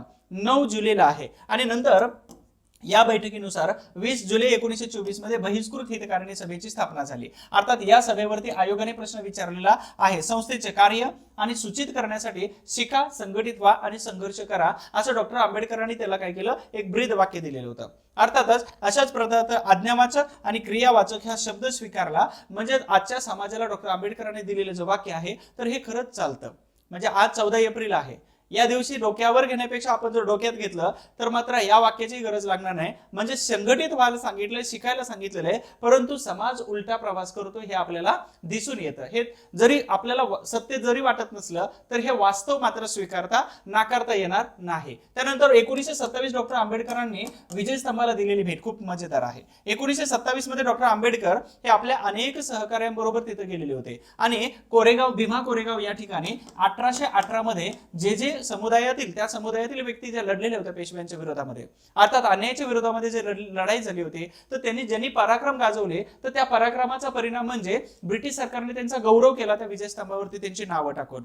ब्रिटिश सरकार पागल नव्हतं की कोणाची नावं टाकायला, आणि म्हणूनच तो विजय स्तंभाचा गौरव केला जातो 1 जानेवारीला. प्रत्येक महाराष्ट्रातून अगदी बहुजन समुदायातून प्रत्येक व्यक्ती तिथं मानवंदना देण्यासाठी येतो. म्हणजे गौरवाची गोष्ट आहे त्यांच्यासाठी की इथं नावं आहेत त्यांच्या वीरांची. ठीक आहे. आमच्यासाठी आंबेडकर काय सांगतात? आमच्यासाठी 1 जानेवारी 1818 ही जी तारीख आहे तर ही तारीख नाही तर ती आत्मसन्मानाचं प्रतीक आहे. आणि आंबेडकर 1927 ला जेव्हा व्हिजिट करतात, हा बरोबरीचा हक्क मिळवण्यासाठी जीवाची बाजी लावणारे हे शूरवीर होते, असं डॉक्टर आंबेडकरांनी 1927 ला जेव्हा व्हिजिट केली होती तर त्यावेळी डॉक्टर आंबेडकरांनी हे 14 तळे सत्याग्रह 20 मार्च 1927 महाड आहे 20 मार्च 1927. आणि 4 ऑगस्ट 1923 ला सी.के. बोले जे आहेत, ह्या सी.के. बोले यांनी काय केलं तर ब्राह्मणेतर पक्षाकडून होते आणि त्याचबरोबर मुंबई विधिमंडळामध्ये ब्राह्मणेतर पक्षाकडून ते सदस्य होते. त्यांनी सार्वजनिक ठिकाणं खुली करावी याच्यासाठी त्यांनी विधी वगैरे मांडलेला होता. ठीक आहे. परंतु अधिवेशनामध्ये जेव्हा विधेयक मांडलेलं होतं तर त्यावेळी मात्र इथं फेल केलेलं होतं. परंतु 19 आणि 20 मार्च 1927 ला आंबेडकरांच्या अध्यक्षतेखाली कुलाबा जिल्हा बहिष्कृत परिषद भरली आणि या अधिवेशनामध्ये काय केलं होतं तर पहिली यांच्या अर्थात हे पहिलंच अधिवेशन होतं की त्यांच्या नावाखाली ही परिषद भरलेली होती. आणि उपस्थिती होते सुरेंद्र चिटणीस, संभाजी गायकवाड, अनंत चित्रे, रामचंद्र मोरे, गंगाधर पंत सहस्त्रबुद्धे, बापूराव जोशी. हे दलितेतर सवर्ण आणि ब्राह्मण त्यांचे मित्र होते. अर्थात जिथं गंगाधर सहस्त्रबुद्धे हे सुद्धा आपल्याला दिसून येतात. दुसरे महत्वाचा सहभाग कोणाकोणाचा होता प्रश्न विचारतात. संभाजी गायकवाड, विश्राम सवादकर, रामचंद्र मोरे, शिवराम जाधव, केशवराव, त्याचबरोबर गोविंद आडरेकर इत्यादी अस्पृश्य कार्यकर्त्यांचे, तसेच अनंतराव चित्रे, सुरेंद्र चिटणीस, गंगाधर सहस्त्रबुद्धे यांच्यावर प्रश्न विचारतात. कमलाकांत चित्रे आणि राजा भोज आयोगाने यांच्यावर प्रश्न विचारलाय. हे महत्वाचे व्यक्ती होत्या. त्याचबरोबर केशवराव जेदे होते, दिनकरराव जवळकर, ह्या सुद्धा महत्वाचे व्यक्ती येतात. 27 डिसेंबर 1927 ला भाषण केलं डॉक्टर आंबेडकरांनी आणि त्या भाषणामध्ये काय सांगतात की तुम्ही शूरवीरांचे संतान आहात. ही गोष्ट काल्पनिक नव्हे, तर भीमा कोरेगावला जाऊन बघा, तुमच्या पूर्वजांची नावं त्या विजय स्तंभावरती लिहिलेली आहेत. तो पुरावा आहे की तुम्ही भेड बकरींची संतान नसून सिंहाचे छावे आहात. हे डॉक्टर आंबेडकरांचं भाषण आहे. म्हणजे प्रेरणादायी भाषण आहे की आपले वीर तिथं आहेत. आणि वीरांचं स्मृती देणारं तिथं एक वास्तववादी विजय स्तंभ उभा केलेला आहे. न्यायमूर्ती व्ही पंडित जे आहेत यांनी यांच्या निर्णयावरून 14 तळ अस्पृश्यांसाठी 1930 नंतर खुलं केलेलं होतं. ठीक आहे, 1933 पर्यंत तिन्ही कोर्टांचे निकाल डॉक्टर आंबेडकरांच्या बाजूने लागलेले होते 1930, 31, 32 पर्यंत. त्यानंतर समता सैनिक दलाची स्थापना 19 मार्च 1927 मध्ये महाडच्या सत्याग्रहापूर्वी एक परिषद जी भरली होती, तर याच्यामध्ये समता सैनिक दलाची स्थापना करण्यात आली होती. का तर अस्पृश्य व्यक्तीवरती अन्याय होत असेल, त्याचबरोबर आपल्याला संरक्षणासाठी आपलं एक हक्काचं दल पाहिजे. आणि म्हणून जेव्हा 14 डिसेंबर असेल, 14 ऑक्टोबर असेल, 6 डिसेंबर असेल आणि 14 एप्रिल असेल, तर त्यावेळी अशा पोशाखामध्ये दिसणारे जे दल असतं तर त्याला समता सैनिक दल असं म्हटलं जातं. ते केवळ प्रोटेक्शन आणि त्याचबरोबर शासन आणि सुव्यवस्था त्या कार्यक्रमाची राखण्यासाठी हे केलेलं समता सैनिक दल होतं. दुसरं मनुस्मृती दहन खूप इंटरेस्टिंग आहे. 27 डिसेंबर 1927 ची तारीख आहे, लक्षात ठेवा. आधुनिक मनू म्हटलं जातं जेव्हा मनुस्मृतीचं दहन केलं होतं त्यावेळी. असं आहे की रायगड पासून 25 किलोमीटर अंतरावरती असणाऱ्या महाडमध्येच हे का केलं, तर ज्या मनुस्मृतीनं राजाला राजा होण्याचा अधिकार नाकारला, ज्या मनुस्मृतीला माणसाला माणसाचे अधिकार काढून घेण्यात आले होते, आणि ज्या मनुस्मृती जी मुळातच असमानतेवर आधारित होती, तर अशी मनुस्मृती राहून फायदा नाही. आणि म्हणून ती पहिली जळली पाहिजे. आणि म्हणूनच इथं डॉक्टर आंबेडकरांनी जेव्हा जाळली तर त्यावेळी इथं आधुनिक मनू म्हणून त्यांना ओळखलं गेलं. तर बहिष्कृत हितकारिणी सभेने महाड या ठिकाणी 25 ते 26 डिसेंबर 1927 ला अस्पृश्यांचं अधिवेशन भरलं. भालाकार भोबटकर जे आहेत, तर जेव्हा मनुस्मृती जाळत होते तर त्यावेळी भोबटकरांनी त्यांच्यावरती टीका केली डॉक्टर आंबेडकरांवरती. काय म्हटले होते? अस्पृश्यांचा उतावीळ म्हटले, कैवारांचा घिसडघाई म्हटले, घिसाडघाई, फाजील उतावीळ समाजसुधारक, अशा शब्दामध्ये, शेलक्या शब्दामध्ये भोबटकरांनी त्यांच्यावरती टीकास्त्र सोडलेलं होतं. दुसरी गोष्ट, या घटनेची तुलना जी आहे, जेव्हा मनुस्मृती जळत होती तर त्यावेळी सहस्त्रबुद्धे, गंगाधर सहस्त्रबुद्धे यांच्या हस्ते हे मनुस्मृती दहन केली. त्याचबरोबर राजा भोज जे आहेत, तर जेव्हा यांनी ठराव मांडला, यांनी अनुमोदन दिलेलं होतं. आणि अजून एक महत्वाची गोष्ट, ह्या मंडप जो घातलेला होता, ह्या मंडपामध्ये फोटो कोणाचा होता, तर महात्मा गांधीजी यांचा फोटो होता. इथं तुमचे तिन्ही प्रश्न बनतात, आयोगाकडून येऊ शकतात. आणि या घटनेची तुलना कोणी केली होती, कोणाबरोबर? तर मार्टिन ल्युथर किंगने पोपच्या धर्म बहिष्कृततेच्या आज्ञेचे जेव्हा पालन केलं, तेव्हा दहन केलं, तर त्या दहनाबरोबर या मनुस्मृती दहनाचं त्यांनी इक्वल किंवा त्यांना कम्पेअर केलेलं होतं. दुसरं समाज समता संघ 1927 ला आहे. कशासाठी? रोटीबंदी आणि बेटीबंदी ही तोडायची होती. आणि त्याची सुरुवात आळीपाळीने एकमेकांच्या घरी स्नेहभोजन किंवा सहभोजन करायचं. परंतु आंतरजातीय विवाह एक सुद्धा झालेला नव्हता यांच्या कालावधीमध्ये, परंतु एकमेकांच्या घरी जाऊन सहभोजन मात्र केलं जात होतं. 28 पासून समाजाची समता पाक्षिक सुरू केलं. बहिष्कृत भारत हे बुद्ध भूषण प्रिंटिंग मधून तिथून पुढे सुरुवात झाली होती प्रिंटिंगला. तर ही खूप महत्वाचे आहेत, समता आणि त्याचबरोबर बहिष्कृत भारत ही वर्तमानपत्र. पुढे बघणार आहोत आंबेडकरांनी कोणकोणती वर्तमानपत्र सुरू केलेली होती, मूकनायक पासून जनता समता आणि इथपर्यंत, प्रबुद्ध भारत पर्यंत. आंबेडकर यांच्या आयुष्यातील सर्वात महत्वाची केस म्हणजेच मंदिरांचा सत्याग्रह. आम्हाला तुमचे देव नको आहेत, परंतु आम्हाला तुमच्यासारखे अधिकार हवे आहेत. आणि आम्हाला तुमच्या देवांपेक्षा ते माणसाचे अधिकार पाहिजेत. आणि म्हणून आम्हाला त्या मंदिरामध्ये सत्याग्रह करायचा आहे, मंदिरामध्ये प्रवेश करायचा. आणि त्या प्रवेश जर देत नसाल तर आम्ही गांधीजींचा जो सत्याग्रहाचं शस्त्र आहे तर तेच आम्ही अवलंब करणार आहोत, असं आंबेडकरांनी जेव्हा सांगितलं. तर त्यावेळी इथं 1925 ला अमरावतीचं सर्वात जुनं अंबादेवीचं मंदिर आहे. आणि याचे विश्वस्त कोण होते, तर टिळकपंथीय अर्थात टिळकांचे अनुयायी दादासाहेब खापर्डे होते. आणि दादासाहेब खापर्डेंनी काय केलं, तर जेव्हा आश्वासन दिले की आम्ही बहुजन साठी खुलं करू, तर त्यावेळी हे मंदिर अमरावतीचं जुनं मंदिर ओपन झालं होतं. दुसरा सत्याग्रह आहे 1927 सारसबागेमध्ये मंदिर सत्याग्रहाची एक समिती बनवली. मग याच्यामध्ये शिवराम जानबा कांबळे पासून नाग गोरेपर्यंत एस एम जोशी पासून सगळी व्यक्ती याच्यामध्ये सहभागी होते. डॉक्टर आंबेडकर सुद्धा याच्यामध्ये होते. त्याचबरोबर अजून एक महत्वाचं, तर सेवा सदन मधून शिकणाऱ्या चांभार समुदायातून ज्या 2 स्त्रिया होत्या, तर ह्या 2 स्त्रिया सुद्धा इथं होत्या. आजच्याच लोकसत्ता पेपरमध्ये अगदी महानायिका, डॉक्टर आंबेडकरांच्या कालावधीतील दुर्लक्षित महानायिका लेख आलेला आहे, तो लेख वाचून घ्या. तर याच्यामध्ये सांगितलं 2 महिला, तर या सुद्धा याच्यामध्ये सहभागी होत्या. आणि पर्वतीचा सत्याग्रह जेव्हा झाला, तर त्यावेळी त्या पर्वतीच्या देवस्थानला पत्र पाठवलं की आम्हाला प्रवेश पाहिजे. त्यावेळी पर्वती देवस्थानने काय सांगितलं की हे पेशव्यांचं खाजगी मंदिर आहे, याच्यामध्ये तुम्हाला प्रवेश देता येणार नाही. आणि तिसरा सर्वात महत्वाचा आहे 1930 चा काळाराम मंदिर सत्याग्रह. सध्या चर्चेत आहे. कोल्हापूरचे राजे आणि त्यांच्या ज्या पत्नी होत्या महाराणी, तर यांच्या प्रवेशावरून आणि त्यांना वेद म्हणून द्यायचे नाहीत, आणि म्हणून याच्यामुळे हे मंदिर चर्चेत आहे. ते 1930 पासून जे चर्चेत आहे, मार्च पासून, तर ते आतापर्यंत चर्चेत आहे काळाराम मंदिर सत्याग्रह. ठीक आहे. म्हणजे काळा मंदिर सत्याग्रहामध्ये असं झालं होतं की डॉक्टर आंबेडकर आणि तिथले कलेक्टर आणि त्याचबरोबर पुजारी यांच्यामध्ये मीटिंग झाली आणि सांगितलं की रामनवमीला तो रथ बाहेर ओढायचा आहे, तर अर्ध्यापर्यंत आम्ही तुम्हाला रथ ओढू देतो, अर्ध्यापर्यंत आम्ही ओढतो, अर्ध्यानंतर तुम्ही ओढा. म्हणजेच जेव्हा हा मंदिर आहे आणि जेव्हा हा रथ अशा पद्धतीने निघाला आणि अशा पद्धतीने निघाल्यानंतर इथपर्यंत आम्ही ओढून घेतो, इथपासून तुम्ही ओढून घ्या असं सांगितलं. तर त्यावेळी इथं असणाऱ्या बिल्डिंग वरती खूप साऱ्या लोकांना दगड, गोटे आणि माती घेऊन थांबायला सांगितलं होतं. आणि जेव्हा रथ इथपर्यंत आला आणि इथं आता बहुजन समाजाच्या हातामध्ये त्या रथाचे जाणार का जोपर्यंत अधिकार जाणार तोपर्यंत या लोकांनी रथ पळवायला सुरुवात केली. याच्यामध्ये डॉक्टर आंबेडकरांवरती सुद्धा दगडांचा वर्षाव होत होता. आंबेडकर जखमी झाले थोडेफार, परंतु इथून हा रथ पळवत पळवत काय केलं होतं तर आतमध्ये घेऊन आले. म्हणजेच हा सत्याग्रह अगदी विद्रोह किंवा हिंसक पद्धतीने सुरू झालेला होता. म्हणजे ही शाळा होती तिथं असणाऱ्या पुजाऱ्यांची. तर हा सत्याग्रह 1934 मध्ये आंबेडकरांनी दादासाहेब गायकवाडांना सांगितलं की आता इलेक्शन मध्ये आपण लक्ष देऊया, मंदिराचा सत्याग्रह बंद करा. 34 मध्ये मंदिराचा सत्याग्रह बंद झाला होता 1930च्या मार्च पासून.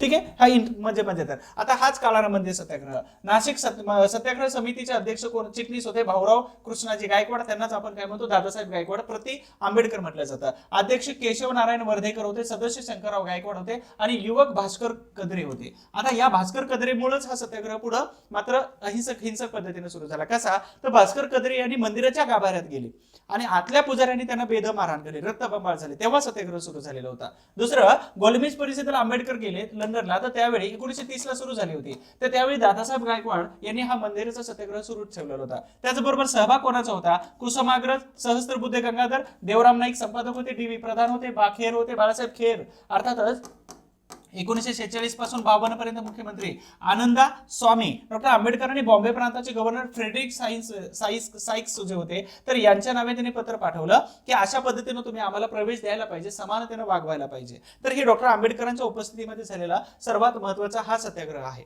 ठीक.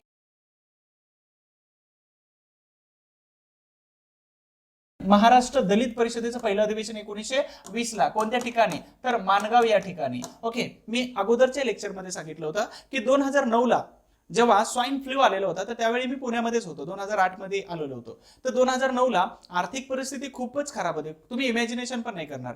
आणि सर्वात महत्वाचे मी इथं व्हिडिओ तुम्हाला दाखवतोय की जिथून मी अभ्यासाची सुरुवात केली ते मालधक्का चौक पुणे स्टेशन मध्ये डॉक्टर आंबेडकर भवन आहे आणि त्याच्यामध्ये मी नुकताच जाऊन आलो. म्हणजे हे लेक्चर्स जो तुम्हाला जे व्हिडिओ दाखवतोय तर हे सेम डेला त्याच्या अगोदरच्या दिवशी मी हे सगळे व्हिडिओज फोटोज वगैरे काढतो. जेवढं शक्य आहे तेवढं तुम्हाला पुण्यातून दाखवण्याचा मी प्रयत्न करतोय.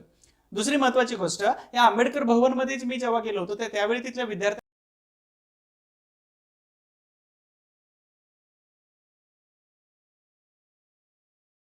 मला संबोधन करण्याची 10 मिनिटाची संधी मिळाली. मी स्वतःला खूप लकी समजलं की ज्यामध्ये मी 2008 पासून 9 पासून सुरुवात केलेली होती तिथल्याच वास्तूमधून मला अनेक रिझल्ट पण दिलेले होते. म्हणजे सुरुवातीचा PSI पासूनचे अनेक रिझल्ट त्या वास्तूने दिले. 2012 पासून तिथून जे गेलो होतो दिल्लीपर्यंत 2015 पर्यंत राहिलो दिल्लीमध्ये. दुसरी गोष्ट, त्याच वास्तूमधील आताच्या सध्याच्या विद्यार्थ्यांना थोडंसं मार्गदर्शन करण्याचं मला संधी मिळाली, त्यात मी धन्यता मानतो. दुसरी महत्वाची गोष्ट माणगाव, आणि तिथून मी 2009 ला जेव्हा पुणे सोडायचा निर्णय घेतला काही कालावधीसाठी तर त्यावेळी आई वडील माणगाव मध्ये ऊसतोडी करत होते आणि या माणगावमध्ये मला थांबण्याचा आणि राहण्याचा योगायोग आलेला होता. ती पहिली परिषद आहे. अखिल भारतीय बहिष्कृत समाज परिषद नागपूर दुसरी परिषद आहे. मुंबई प्रांतिक बहिष्कृत आहे 1924 ची बार्शीमध्ये झालेली. त्यानंतर 1922 ची परिषद आहे दिल्ली या ठिकाणी, ही तिसरी परिषद आहे. ठीक आहे. या 3 परिषदा परीक्षेला विचारतात. वराड प्रांतिक आहे रत्नागिरी, अखिल भारतीय अस्पृश्य पुढारी परिषद, येवला परिषद 1935, मुंबई इलाका महार परिषद 36 आहे आणि अखिल भारतीय अस्पृश्य महिला परिषद 1942 ची आहे. आणि या महिला परिषदेला अर्थात सेवा सदन मधून ज्या चांभार समुदायातून ज्या व्यक्ती होत्या तर या इथं होत्या. जेव्हा त्या 2 महिला सेवा सदन मधून बाहेर पडायच्या तर त्यावेळी काही टोनगे असायचे, काही मुलं असायचे बाहेर टवाळखोर, आणि ते सांगायचे आमच्या चपला शिवून देता का, कारण त्या जातीने चांभार होत्या. ठीक आहे. त्यानंतर पुढे मुंबई इलाका महार परिषद 1936 नायगाव या ठिकाणी पार पडलेली होती. मुंबई इलाक्यामध्ये सिख मिशनच्या जागेवरती, आणि BS व्यंकटराम हे त्यांचे अध्यक्ष राहिलेले होते. हैदराबाद संस्थानामध्ये प्रति आंबेडकर म्हणून BS व्यंकटराम यांना ओळखलं जातं. दुसरं, डॉक्टर आंबेडकर स्वतः त्यांना दख्खनचे आंबेडकर म्हणून त्यांना गौरव करत होते. हेच BS व्यंकटराव आहेत, त्यांना दख्खनचे आंबेडकर असं म्हटलं जातं. गोलमेज परिषदा खूप परीक्षेला विचारला जाणारा टॉपिक आहे 1930 ते 32 पासून. पहिली गोलमेज परिषद नोव्हेंबर 30 ते जानेवारी 1931 मध्ये पर्यंत झाली होती. दुसरी गोलमेज परिषद सप्टेंबर ते डिसेंबर 1931 मध्ये आणि तिसरी गोलमेज परिषद नोव्हेंबर ते डिसेंबर 1932 मध्ये झाली होती. डॉक्टर आंबेडकर असतील, त्याचबरोबर राव बहादूर श्रीनिवास असतील, तर ह्या महत्वाच्या व्यक्ती दलित समुदायातून तिथे हजर राहिलेल्या होत्या.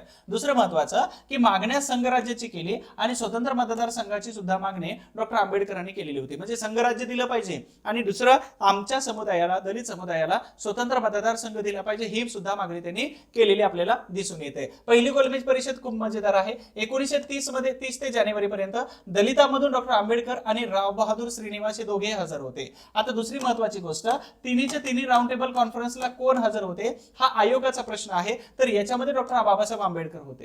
ठीक आहे. बॅच मध्ये राऊंड टेबल कॉन्फरन्स सविस्तर तुम्हाला एक लेक्चर सांगितलेलं आहे, बॅच मध्ये सांगितलेलं आहे. इथं मात्र आपल्याला आंबेडकरांशी संबंधित येतं. तर 1930 मध्ये डॉक्टर आंबेडकर एस व्हिक्टोरिया नावाच्या एस व्हिक्टोरिया ऑफ इंडिया या बोटीने लंडनला निघून गेले भारतातून. भेट भारत मंत्री, उपभारत मंत्री, मजूर पक्षाचे नेते जॉर्ज लॉन्सबरी, भारताचे नवे सरसेनापती फिलिप चेटवूड, लंडनचे खासदार, त्याचबरोबर मजूर पक्षाचे उदारमतवादी आणि हुजूर पक्षांचे अनेक सभासद यांच्या डॉक्टर आंबेडकरांनी भेटी घेतल्या. कारण का, तर दलितांना स्वतंत्र मतदारसंघ पाहिजे होता. त्यानंतर आंबेडकरांनी अस्पृश्यांच्या राजकीय आणि हक्कांचा खलिता या परिषदेमध्ये सादर केला. हाच खलिता नंतर अस्पृश्यांची कैफियत नावाच्या एका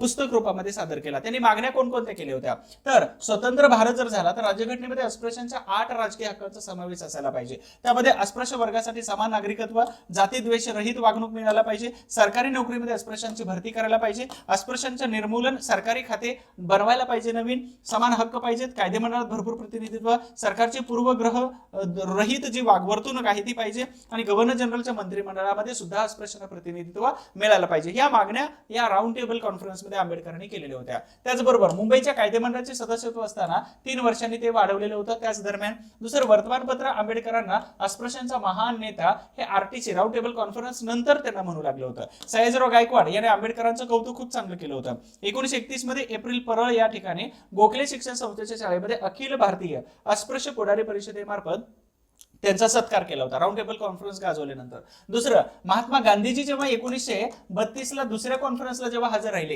31 ला, तर त्यावेळी मात्र महात्मा गांधीजींचं स्टेटमेंट वेगळं होतं. तर अस्पृश्यांचे प्रतिनिधित्व काँग्रेसच्या वतीने मी स्वतः करत आहे. आंबेडकर आणि श्रीनिवास हे अस्पृश्यांचे खरे प्रतिनिधित्व नाही असं सांगितल्यानंतर मात्र आंबेडकर आणि गांधीजी असा संघर्ष उभा राहतो. परंतु इथं स्टँड मात्र वेगळा घेता येतो. जेव्हा आपण ऍस्पायरंट म्हणून जातो तर त्यावेळी जेवढे महात्मा गांधीजी आहेत तेवढेच डॉक्टर आंबेडकर आहेत असंच आपल्याला समजायचं आहे. परीक्षेच्या दृष्टिकोनातून अधिकारी होत असताना आपल्याला कोणालाही खाली आणि वर असं समजायचं नाही. ठीक आहे. त्यानंतर दलितांना प्रोटेस्टंट हिंदू म्हणा असं डॉक्टर आंबेडकरांची मागणी होती. ही मागणी मान्य काही झाली नाही, परंतु त्यांची मागणी होती. फेडरल स्ट्रक्चर कमिटी आहे 1931 ते नोव्हेंबर 1931 पर्यंत.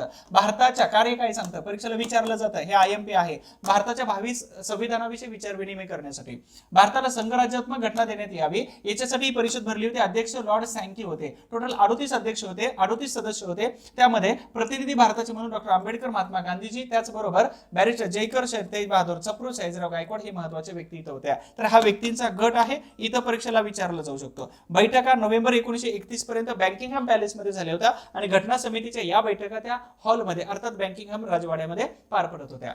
इंडियन फ्रँचायझी कमिटी 1932 वर्ष आहे. भारतीय जनतेला मतदानाचा अधिकार कोणत्या पात्रतेवर द्यायला पाहिजेत आणि याच्यासाठी जेव्हा असा विचार करण्यात येत होता तर त्याच्यासाठी इंडियन फ्रँचायझी कमिटी नेमली. यामध्ये टोटल 17 सभासदांमध्ये डॉक्टर आंबेडकरांचा सहभाग होता. कमिटी लक्षात ठेवा, परीक्षेला प्रश्न विचारला जाऊ शकतो. पुढे जाती निवाडा आणि पुणे करार आहे 1932. आता 16 ऑगस्ट 1932 ला जातीय निवाडा घोषित केला. कोणी केलेला होता तर प्रश्न विचारतात प्रधानमंत्री कोण होते, तर रॅमसे मॅकडोनाल्ड यांनी जातीय निवाडा घोषित केलेला होता. त्यानंतर प्रांतीय मंडळात 780 जागांपैकी 148 जागा राखीव मिळाल्या.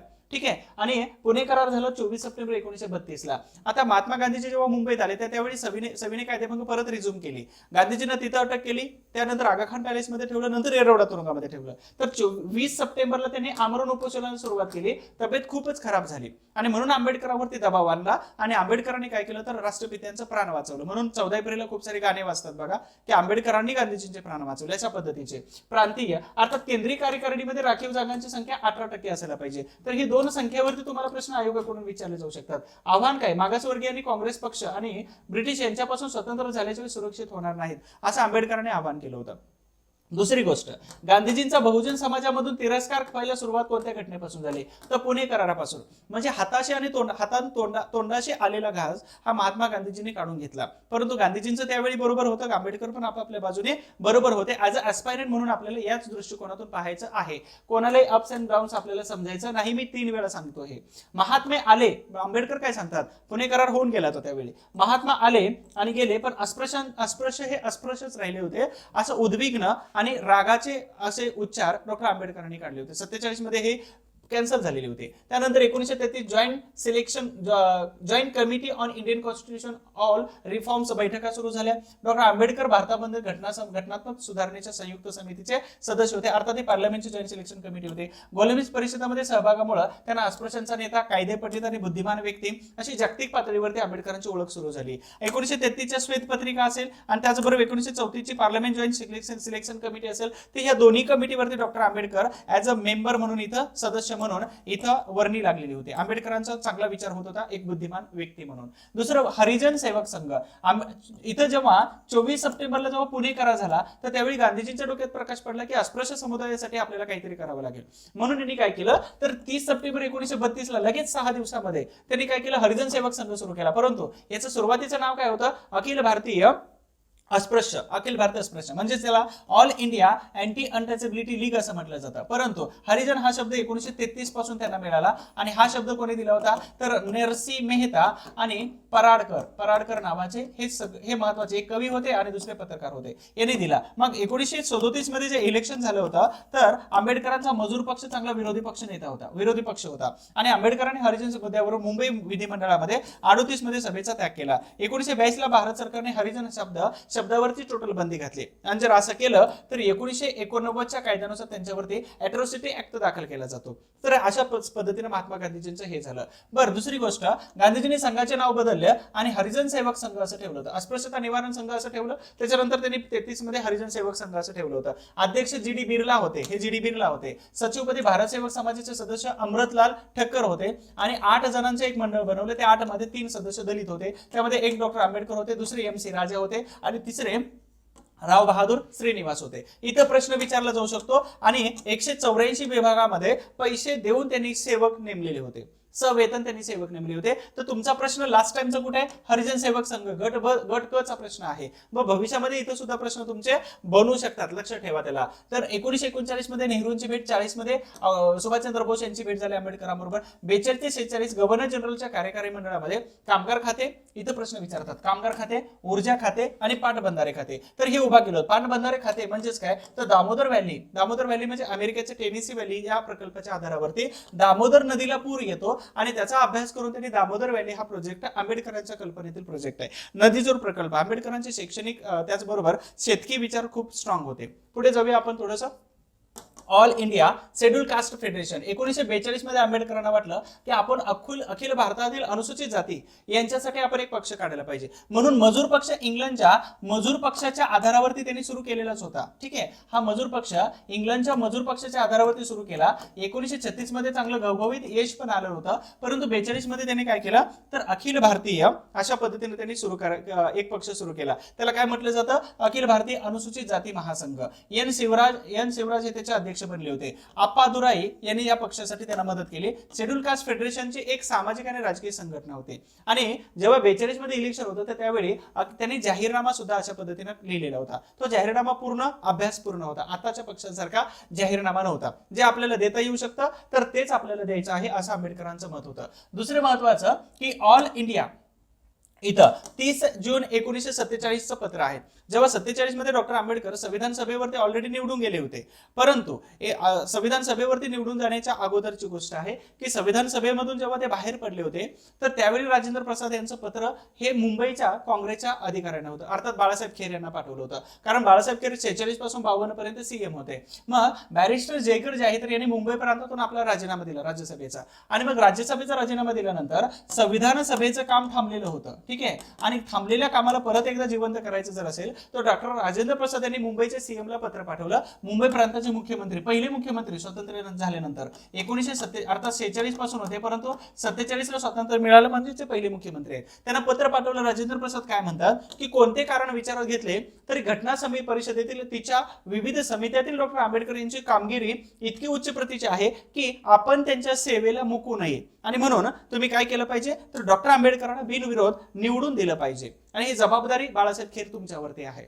आणि मग असं म्हटल्यानंतर बिनविरोध निवडून दिले डॉक्टर आंबेडकरांना. शेवटी आंबेडकर सांगतात की काँग्रेस हे जळतं घर आहे, हे पण विसरता कामा नये. जोपर्यंत इंग्रज आणि काँग्रेस याच्यापासून बहुजन समाज लांब जाणार नाही तोपर्यंत विकास होणार नाही, हे पण सांगितलं जातं. परंतु आजची वेग परिस्थिती आपल्याला दिसून येते, वेगळी आहे, हुकुमशाही आहे. त्यानंतर 29 ऑगस्ट 1947 ची गोष्ट आहे, मसुदा समितीचे अध्यक्ष डॉक्टर आंबेडकर. तर या तारखेवरती तुमचा प्रश्न विचारलेला आहे, ही तारीख खूप महत्वाची आहे. मसुदा समितीचे अध्यक्ष होते. आता मसुदा समितीचे अध्यक्ष होत असताना इथं तुम्हाला मी इथं दाखवून देतोय काय तर आंबेडकरांनी जिथं या टेबल आणि खुर्चीवरती बसून संविधान लिहिलं, तो टेबल आणि खुर्ची पण दाखवतोय.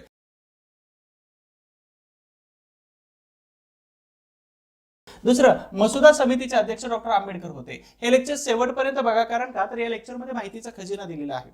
दुसरी महत्वाची गोष्ट, खूप सारी इन्फॉर्मेशन तुम्हाला परीक्षाभिमुख आहे, माहित नसणारी माहिती सुद्धा तुमच्यापर्यंत पोहोचवण्याचा प्रयत्न करतोय. तर अध्यक्ष होते सदस्य अय्यंगार खेतान होते, यांच्या मृत्यूनंतर टी कृष्णमाचार्य आले. मित्र होते, यांचे राजीनामा दिल्यानंतर एम माधवराव होते. मुन्शी होते के एम मुन्शी, आणि सादुल्ला होते. याच्यामध्ये रिप्लेस कोण कोण झाले होते यावर तुमचा प्रश्न विचारला जातो, राज्यशास्त्राचा भाग आहे. दुसरे अय्यंगार जे आहेत तर हे अय्यंगार यांनी हरिसिंग राजा जम्मू काश्मीरचे यांचे दिवाण होते, आणि त्यांनीच कलम 370चा मसुदा लिहिलेला होता. तर हे कलम आताच्या सरकारने हटवलेलं आहे, लक्षात ठेवा. हे 370 कलम कोणी लिहिलं? भारताचे केंद्रीय कायदा आणि न्यायमंत्री 47 पासून 51 पर्यंत होते, आणि याच दरम्यान त्यांनी हिंदू कोड बिल जे आहे, हिंदू कोड बिल, तर हे त्यांनीच लिहिलेलं होतं. ठीक आहे. त्यानंतर संविधान समितीचे अध्यक्ष आणि कायदा न्यायमंत्री ही दुहेरी भूमिका डॉक्टर आंबेडकर 46 पासून ते 51 पर्यंत सांभाळत होते. अशा पद्धतीने डॉक्टर आंबेडकर.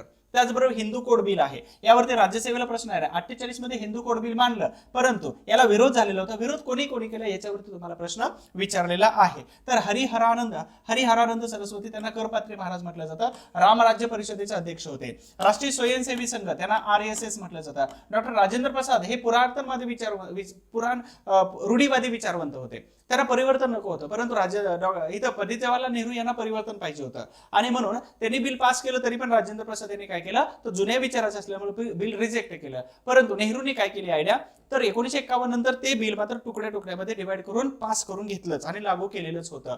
तर पटाभी सीतारामय्या, ब्रह्मानंद सरस्वती, हिंदू महासभा, जनसंघ, आर्य समाजी, आणि त्याचबरोबर सरोजिनी नायडू, तर या सर्वात महत्वाच्या महिलांनी काय केलं तर या संपूर्ण बिलाला विरोध केला. तर याच्यावरती तुमचा प्रश्न ऑलरेडी आयोगाने काढलेला आहे. तर सर्वात जास्त मुलींसाठीचे अधिकार, महिलांसाठीचे अधिकार हे सगळे हिंदू कोड बिल मध्ये होते. कदाचित हे वाचायला हवं की कोणते अधिकार दिले होते, पुस्तक रूपामध्ये आलेलं आहे.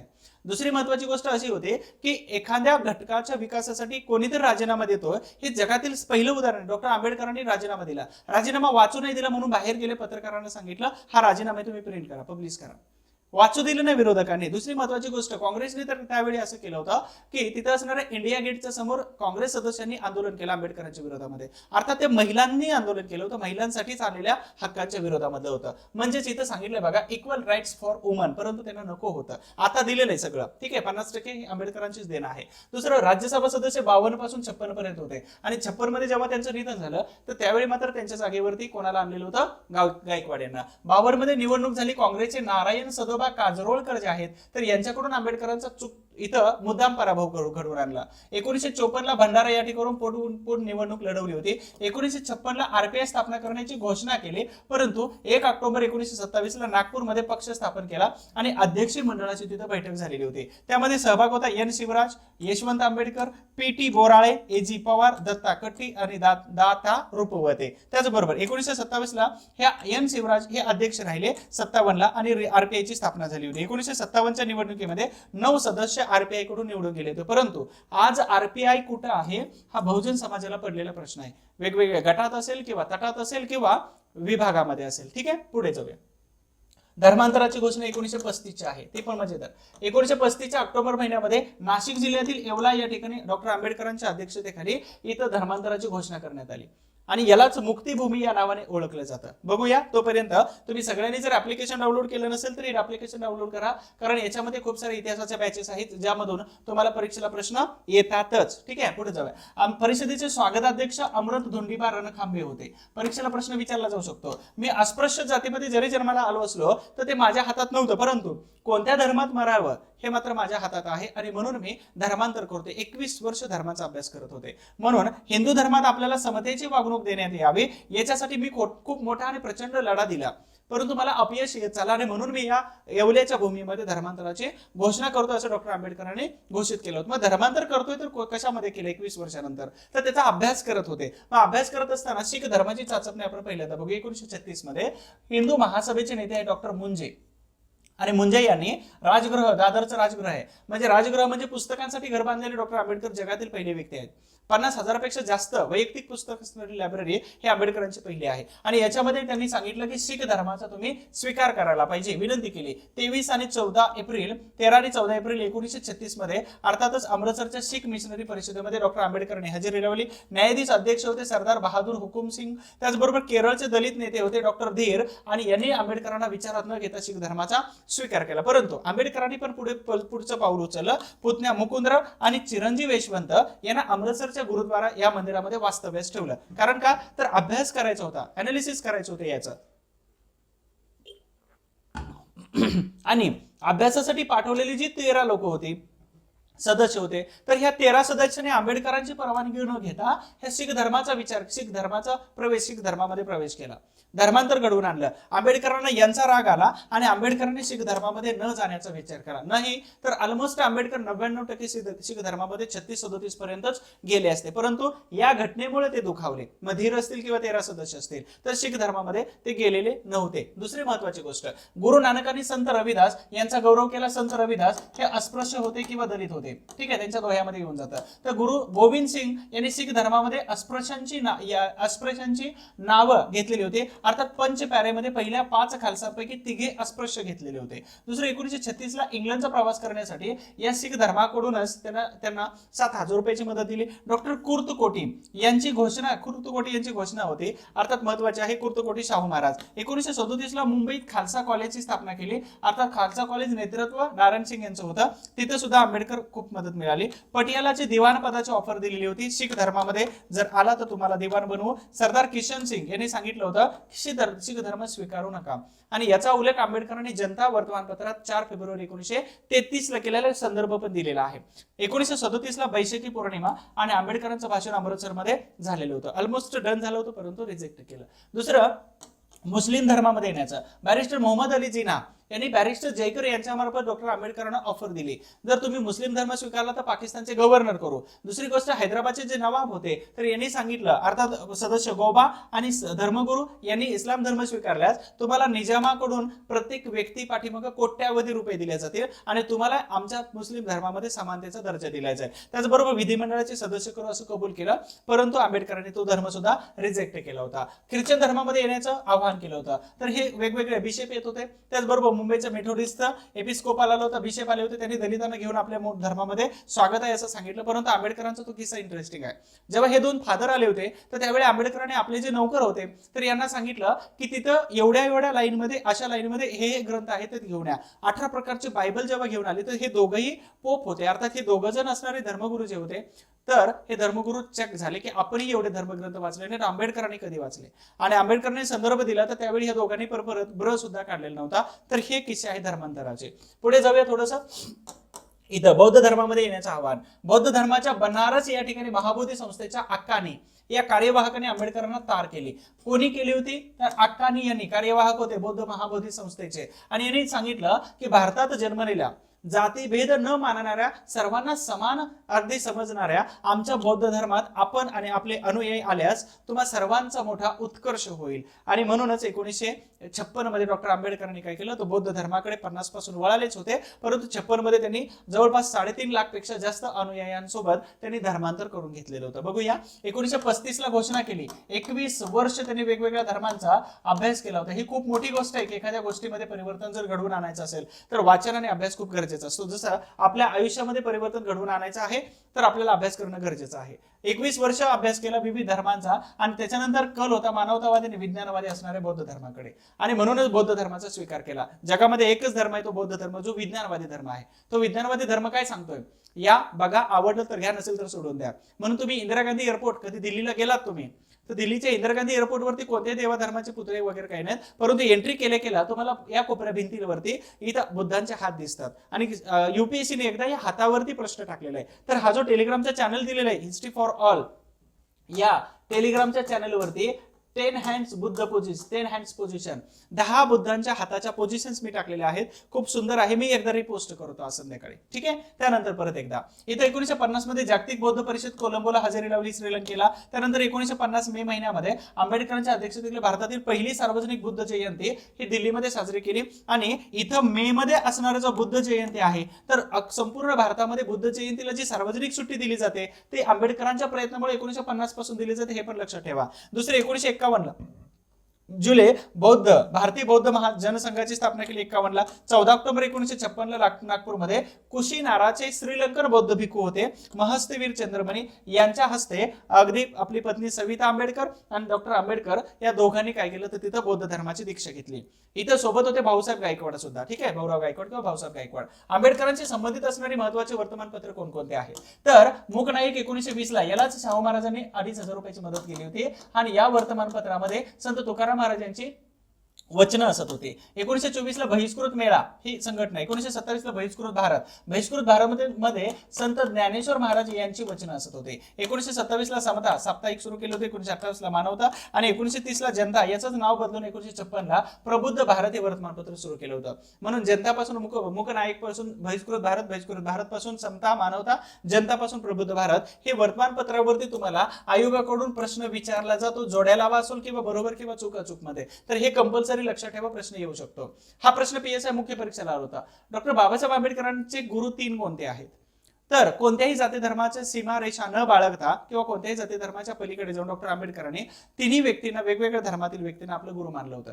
पहिले गुरु जे आहेत कालखंडानुसार तर सिद्धार्थ गौतम बुद्ध हे कोणत्या घराण्यातून होते, क्षत्रिय घराण्यातून. लेटेस्ट मध्ये एका मित्राने मला प्रश्न विचारला होता की सर म्हणे एका क्षत्रिय व्यक्तीचा फोटो जर अस्पृश्य किंवा दलित व्यक्तींच्या जर घरी असू शकतो, तर डॉक्टर आंबेडकरांचा फोटो या क्षत्रिय व्यक्तींच्या घरी का असू नये. मलाही पडलेला सर्वात मोठा प्रश्न होता त्यांनी विचारल्यानंतर. म्हणजे हे क्षत्रिय होते, हे दलित नव्हते, हे अस्पृश्य नव्हते, परंतु मानव मुक्तीचा संदेश देणारे, शांतता प्रस्थापित करणारे, विज्ञानवादी धर्म प्रस्थापित करणारे सिद्धार्थ गौतम बुद्ध हे मानव मुक्तीसाठी धर्माची स्थापना करून मानव मुक्तीचा जर प्रयत्न करत असतील तर आंबेडकरांनी पहिलं गुरु म्हणजे सिद्धार्थ गौतम बुद्ध यांना मानलं होतं. एका देवाच्या पायरीवरती सापडलेले, एका नदीच्या पायरीवरती सापडलेले संत कबीर होते. कबीरांचे दोहे कधी ऐकत चला, खूप मनाला प्रसन्नता मिळत जाते. आणि कबीरांचे दोहे काय सांगतात, अर्थात संत कबीरांचं काय सांगतात की एका परीट हिंदू या व्यक्तीने त्यांचा सांभाळ केला आणि जेव्हा यांचा अंत्यविधी किंवा यांचा जेव्हा मृत्यू झालेला होता तर धर्मनिरपेक्ष संत म्हणून आंबेडकरांनी यांचा स्वीकार केला. संत कबीर काय सांगतात, तर संत कबीरांचा जेव्हा अंत्यविधी होता किंवा त्यांचा जेव्हा मृत्यू झाला तर त्यावेळी पहिल्यांदा मुस्लिम समजून त्यांचा अंत्यविधी दफन केला आणि त्याच्यानंतर हिंदू लोकांनी काढून त्यांचा अंत्यविधी केला होता. म्हणजे धर्मनिरपेक्षतेचं सर्वात उत्तम उदाहरण हे होते. आणि म्हणून दुसरे गुरु संत कबीर यांना मानलेलं होतं. आणि तिसरे गुरु कोण होते, महात्मा ज्योतिबा फुले, ज्यांना आपण 11 एप्रिल या तारखेला आपण शिकलो. महात्मा ज्योतिबा फुले यांना गुरु मानण्याचं कारण काय होतं, तर आपलं संपूर्ण आयुष्य स्त्री उद्धार असेल किंवा बहुजन समाज असेल तर यांचा उद्धार करण्यासाठी ज्या महात्मा ज्योतिबा फुले यांनी पूर्ण आयुष्य घालवलं होतं आपल्या पत्नीसह, तर अशा व्यक्तीला आपण समाज सुधारण्याचे आधारस्तंभ म्हणतो. आद्य समाजसुधारक म्हणतो. आणि यांनी जे प्रयत्न केले होते इतर कोणी करू शकत नाही, म्हणून या महात्मा ज्योतिबा फुले माळी समाजातील असून सुद्धा त्यांनी काय केलं होतं तर आपले गुरु मानलेलं होतं. म्हणजे सिद्धार्थ गौतम बुद्ध होते, संत कबीर होते आणि महात्मा ज्योतिबा फुले होते. या तिन्ही महान व्यक्तींना आंबेडकरांनी गुरु मानलेलं होतं. हे गुरु आहेत आणि यावरती आयोगाने प्रश्न विचारलेला आहे. म्हणून गुरुचं स्थान हे खूप महत्वाचं आहे आपल्या आयुष्यामध्ये. आणि म्हणून गुरु हा गुरुच असतो. कदाचित तुम्ही गुरुचं जर बोट पकडलं, ज्ञानरूपी जर बोट पकडलं तर जिंदगीत कधी कोणाचं पाय पकडण्याची वेळ येत नाही. हे पण वाक्य लक्षात ठेवा. ठीक आहे. आंबेडकरांचे ग्रंथ खूप महत्वाचे आहेत. 1916 पासून जे ग्रंथ लिहित होते तर 1956 पर्यंत शेवटचा बुद्ध, कार्ल मार्क्स बुद्ध आणि त्याचबरोबर बुद्ध आणि त्यांचा धम्म हा त्यांचा शेवटचा ग्रंथ आहे. बुद्ध आणि त्यांचा धम्म हा शेवटचा ग्रंथ लिहूपर्यंत 1916 पासून 1956 पर्यंत असलेला आहे. खूप सारे ग्रंथ आहेत. दुसरं महत्वाचं, आंबेडकरांशी संबंधित असणारे काही विशेष, त्यांना 9 भाषा अवगत होत्या. एकूण त्यांच्याकडे 32 पदव्या होत्या. आणि एवढ्या पदव्या असणारे डॉक्टर आंबेडकर हे एकमेव विद्यार्थी आहेत, जगातील एकमेव महामानव आहेत. नोबेल पारितोषिक विजेते अमर्त्य सेन काय सांगतात, 1999 त्यांना नोबेल पारितोषिक मिळाला.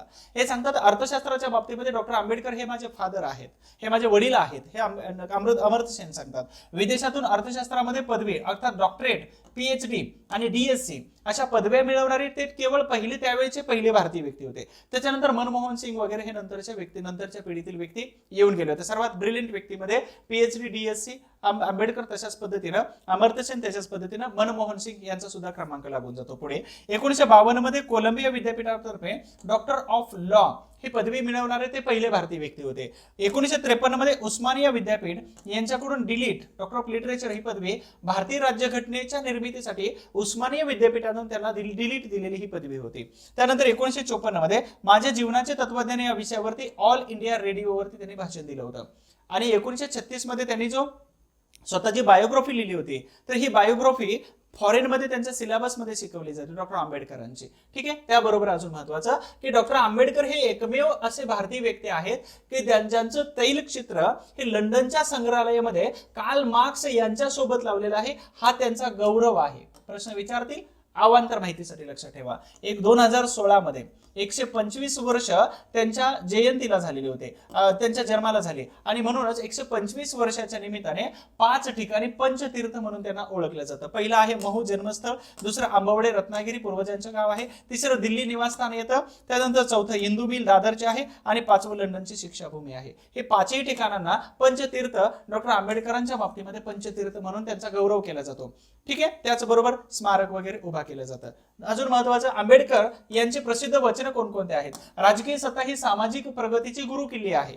दुसरं, भाकरीपेक्षा आम्हाला इज्जत प्यारे आहे. आणि म्हणूनच कधी महाडच्या चौदार तळ्याच्या सत्याग्रहावरती जर गेला, 2010 ची गोष्ट आहे, ठोंबरे नावाचे एक सर होते, ठोंबरे सर होते आणि महाराष्ट्रामध्ये ते टॉपला आलेले होते. आणि तेव्हा त्यांनी काय केलं होतं, काही विद्यार्थ्यांना महाडमध्ये घेऊन जाणे. तर अशा वेळी त्यावेळी महाडला जाण्याचा जेव्हा संबंध आला, तर त्यावेळी महाडला त्या चौदार तळ्याच्या आतमध्ये असणारा जो पुतळा आहे, तर त्या पुतळ्यावरती एक वाक्य खूप प्रसिद्ध आहे. ते वाक्य मला अजूनही आठवतंय.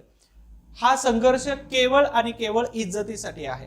हा संघर्ष केवळ आणि केवळ इज्जतीसाठी आहे. म्हणून आंबेडकरांचं जो वाक्य आहे की भाकरीपेक्षा आम्हाला इज्जत प्यारी आहे, म्हणूनच तिथलं वाक्य होतं की हा संघर्ष केवळ इज्जतीसाठी आहे आणि इज्जत मिळवण्यासाठीचा हा अट्टहास आहे. त्यानंतर देशाच्या स्वातंत्र्यासाठी रक्ताचा शेवटचा थेंब असेपर्यंत लढले पाहिजे. शिका, संघटित वा संघर्ष करा आणि भिक्षेने गुलामी मिळते, स्वातंत्र्य कधीच मिळत नाही, असे सुद्धा आंबेडकर सांगून जातात. त्यानंतर पुढे, आम्हाला सामाजिक आणि धार्मिक गुलामगिरीतून मुक्त करा, आम्ही तुमच्या खांद्याला खांदा लावून राजकीय स्वातंत्र्यासाठी प्रयत्न करतो, असं सुद्धा आंबेडकर म्हणून जातात. तुमचा नवरा आणि मुले दारू जर प्यायली तर त्यांना जेवण देऊ नका असंही सांगतात. आणि जर माझ्या मनात जर द्वेष असता आणि सूडबुद्धी जर असते तर 5 वर्षाच्या आतमध्ये या भारत देशाचं मी वाटोळं करू शकलो असतो, आंबेडकर असं सांगतात. एवढी ताकद ठेवत होते, त्याच्यामुळे ते प्रसिद्ध वाक्य झालेली त्यांची. ठीक आहे. राजकीय सत्तेच्या मोक्याच्या आणि महत्वाच्या जागा काबीज करा, तुम्हाला या देशाची शासनकर्ती जमात व्हायचंय. जा आणि घराच्या भिंतीवरती जाऊन लिहा की तुम्हाला या देशाची शासनकर्ती जमात व्हायची, असंही वाक्य आंबेडकरांनी उद्गारलं होतं. ठीक आहे. हे वाक्य खूप मजेदार आहे, इंटरेस्टिंग आहे. की देशाचं वाटोळ करू शकलो असतो 5 वर्षामध्ये जर माझ्यामध्ये सूडबुद्धी असते आणि मनाद्वेष असता. म्हणून त्यांनी सांगितले की रक्ताचा शेवटचा थेंब असेपर्यंत मी स्वातंत्र्यासाठी प्रयत्न करणार आहे.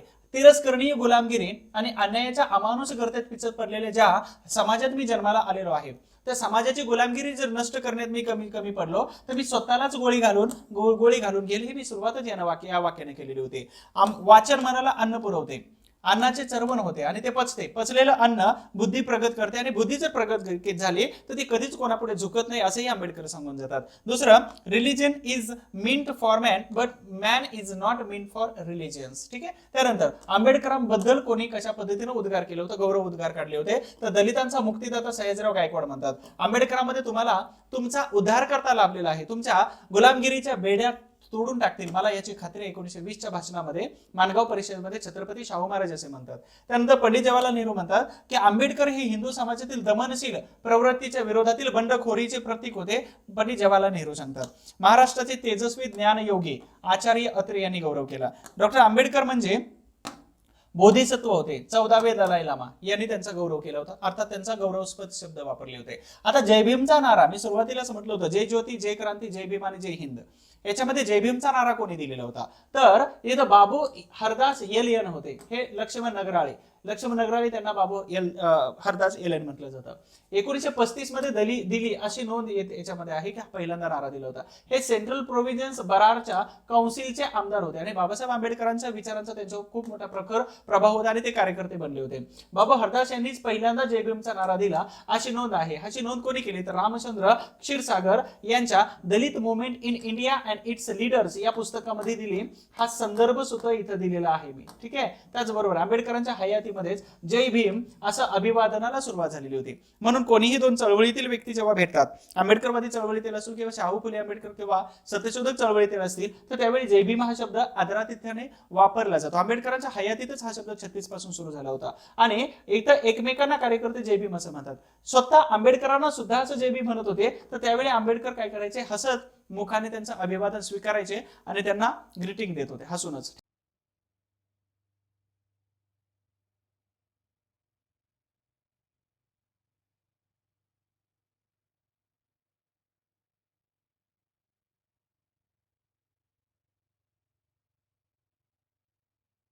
ठीक आहे.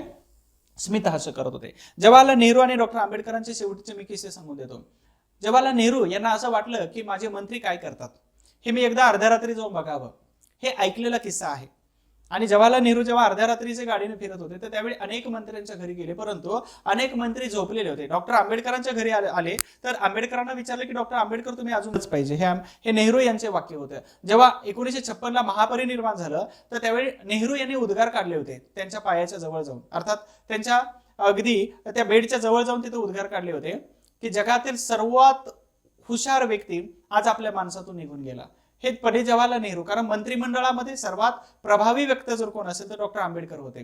म्हणजे कधीही आपला ऍटिट्यूड सोडायचं नाही, कधीही आपल्या तत्वांबरोबर कॉम्प्रोमाइज करायचं नाही. हे डॉक्टर आंबेडकरांनी शिकवलं. कसं तर जेव्हा हिंदू कोड बिल पास होत नव्हतं तेव्हा 51 मध्ये त्यांनी आपला राजीनामा देऊन गेलेले होते. म्हणजे पदासाठी भुकेलेले नव्हते हे कधीच. आणि म्हणून आपल्या जो आपला ऍटिट्यूड आहे त्याच्याबरोबर कधीही कॉम्प्रोमाइज न करणारे डॉक्टर आंबेडकर होते आणि म्हणून नेहरूंनी त्यांचा गौरव केलेला होता. खूप असे काही किस्से आहेत छत्रपती शाहू महाराज आणि डॉक्टर आंबेडकरांचे. शाहू महाराजांना सांगितलं होतं की मला काही पैशाची मदत लागते, माझं शिक्षण अपुरं राहिलेलं, की जेव्हा त्यांची पदवी घेऊन फॉरेन मधून जेव्हा परत आले होते तर त्यावेळी शाहू महाराज तिथे गेलेले होते आणि शाहू महाराजांना सांगितलं होतं की राजे तुम्ही राजे आहात, तुम्ही इथं येण्याचं कशाला, मला एक चिठ्ठी पाठवली असते तर मी आलो असतो, परंतु मी परंपरेचा राजा आहे आणि तुम्ही खरे ज्ञानाचे राजे आहात आणि म्हणून ज्ञानाच्या राजाला भेटायला यायला मला नक्कीच आवडेल आणि म्हणून मी इथं तुम्हाला भेटायला आलेलो आहे. असं छत्रपती शाहू महाराजांनी डॉक्टर आंबेडकरांचा गौरव केला होता. सर्वात महत्वाचा अजून एक किस्सा आहे, तो आहे म्हणजे संत गाडगेबाबा, इथं असणारे कर्मवीर भाऊराव पाटील.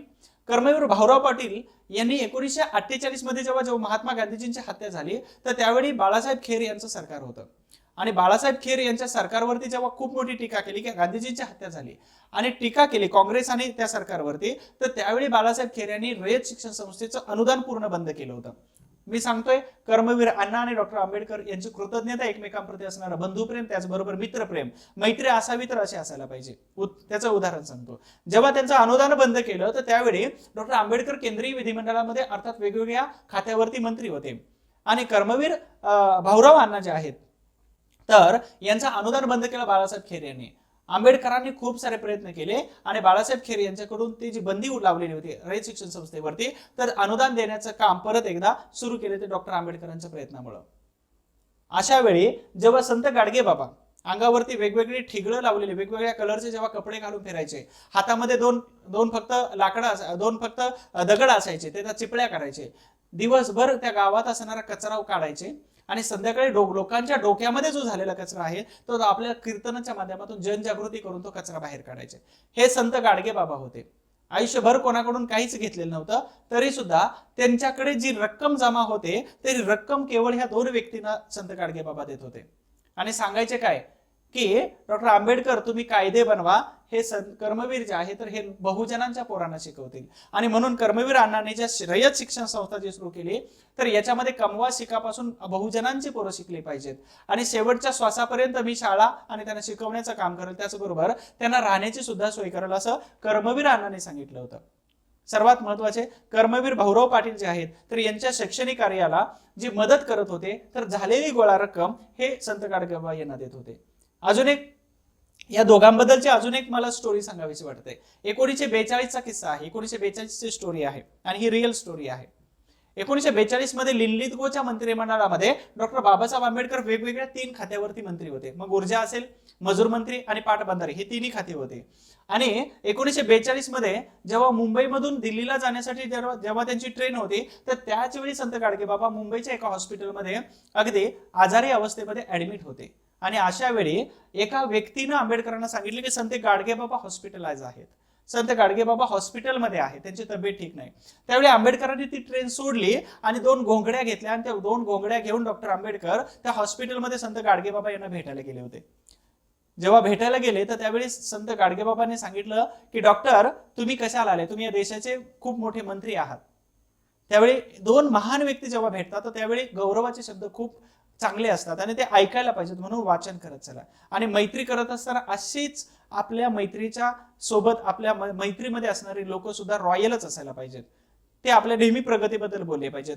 त्यावेळी संत गाडगेबाबांनी आंबेडकरांना सांगितलं की डॉक्टर तुम्ही खूप मोठे आहात, देशाचे मंत्री आहात, तुमचा 1 सेकंद महत्वाचा आहे, तुम्ही इथं कशाला आलात.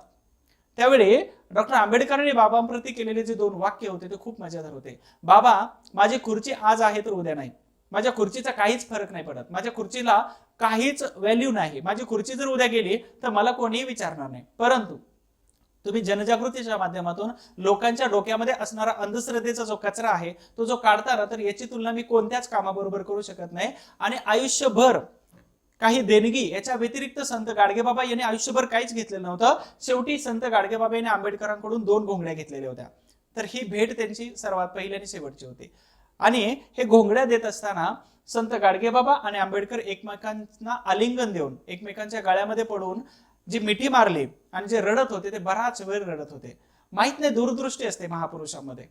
ती दूरदृष्टी कशी असते की या दोघांनाही माहित होतं की 1942 ची जी भेट आहे तर ती कदाचित शेवटची भेट आहे आणि 1942 नंतर या दोघांची कधीच भेट झाली नव्हती. हे मैत्रीचं सर्वोत्तम उदाहरण हे आहे. म्हणून मैत्री जपत असताना अशी जपा की तिथं आपलं प्राण सुद्धा कमी पडले पाहिजेत. आणि आंबेडकर आणि संत गाडगेबाबा हे बराच वेळ रडत होते, कारण त्या दोघाही महापुरुषांना माहित होतं की ही शेवटची मैत्री. याच्याही पुढे जाऊन मी सांगतो तुम्हाला की डॉक्टर आंबेडकरांचं निधन 6 डिसेंबरला झालं. मित्रांनो, आंबेडकरांचं निधन 6 डिसेंबरला झालं आणि संत गाडगेबाबा 14 दिवस सलग रडत होते आणि संत गाडगेबाबांचं निधन हे 20 डिसेंबरला झालेलं होतं. हे मैत्रीचं उदाहरण आहे. विरह सहन नव्हता झाला. जेव्हा प्रके यात्रे गेले होते त्यावेळी अण्णाभाऊ साठे सुद्धा दादरच्या त्यांच्या घरासमोर बसून रडत होते. जेव्हा आंबेडकरांचं महापरिनिर्वाण झालं त्यावेळी संत गाडगेबाबा सुद्धा त्यांच्या असणाऱ्या त्या एरियामध्ये जाऊन तिथं अगदी दुःखद अवस्थेमध्ये शेवटचे काही दिवस ते मोजत होते. हे आहे मैत्रीचं उदाहरण. म्हणून मैत्री एवढ्या चांगल्या आणि स्ट्रॉंगली जपायला पाहिजे की कधीही अशा मैत्रीमध्ये वितुष्ट आलं नाही पाहिजे. तर हे मैत्रीचं उदाहरण आहे. आणि महापरिनिर्वाण हे शेवट आलं डॉक्टर आंबेडकरांच्या बाबतीमध्ये. अगदी एवढ्या कमी कालावधीमध्ये आंबेडकरांना समजावून सांगणं हे माझ्याकडून तर शक्य नव्हतं, परंतु मी तरी पण प्रयत्न केला तास ते 1.5 तासापर्यंत.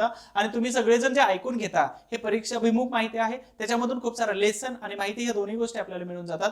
खरं तर तुम्हाला धन्य मानायला पाहिजे. लाईक आणि शेअर करायला विसरू नका. शेवटपर्यंत लेक्चर बघत चला आणि तुमच्या मित्रांनाही पाठवायला विसरू नका, कारण का तर याच्यामध्ये माहिती आहे, अनुभव आहे आणि काही लेसन पण आहे जो तुम्हाला शिकण्यासारखा आहे. इथं महापरिनिर्वाण बघू आपण. राज्यसभेच्या अधिवेशनामध्ये त्यांचे सहभाग झाले होते. बुद्ध आणि कार्ल मार्क्स हा ग्रंथ त्यांनी या ग्रंथाचं शेवटचं प्रकरण त्यांनी लिहून पूर्ण केलेलं होतं. आणि 6 डिसेंबर 1956 मध्ये दिल्लीच्या निवासस्थानावरती डॉक्टर आंबेडकर यांनी अगदी शेवटचा श्वास घेतला, म्हणजे महापरिनिर्वाण झालं होतं. डॉक्टर आंबेडकर यांचं महापरिनिर्वाण आहे. त्यांच्या अंत्यविधीला जमा झालेला जनक्षोभ जो होता, लोकांचा जो सहभाग होता, तर संपूर्ण देश हा बंद पडल्यासारखी परिस्थिती निर्माण झाली होती. आणि हा अंत्यविधी ज्या ठिकाणी झाला होता त्याला चैत्यभूमी असं म्हटलं जातं. तर 6 डिसेंबर 1956 ला त्यांच्यावरती अंत्यसंस्कार करण्यात आला.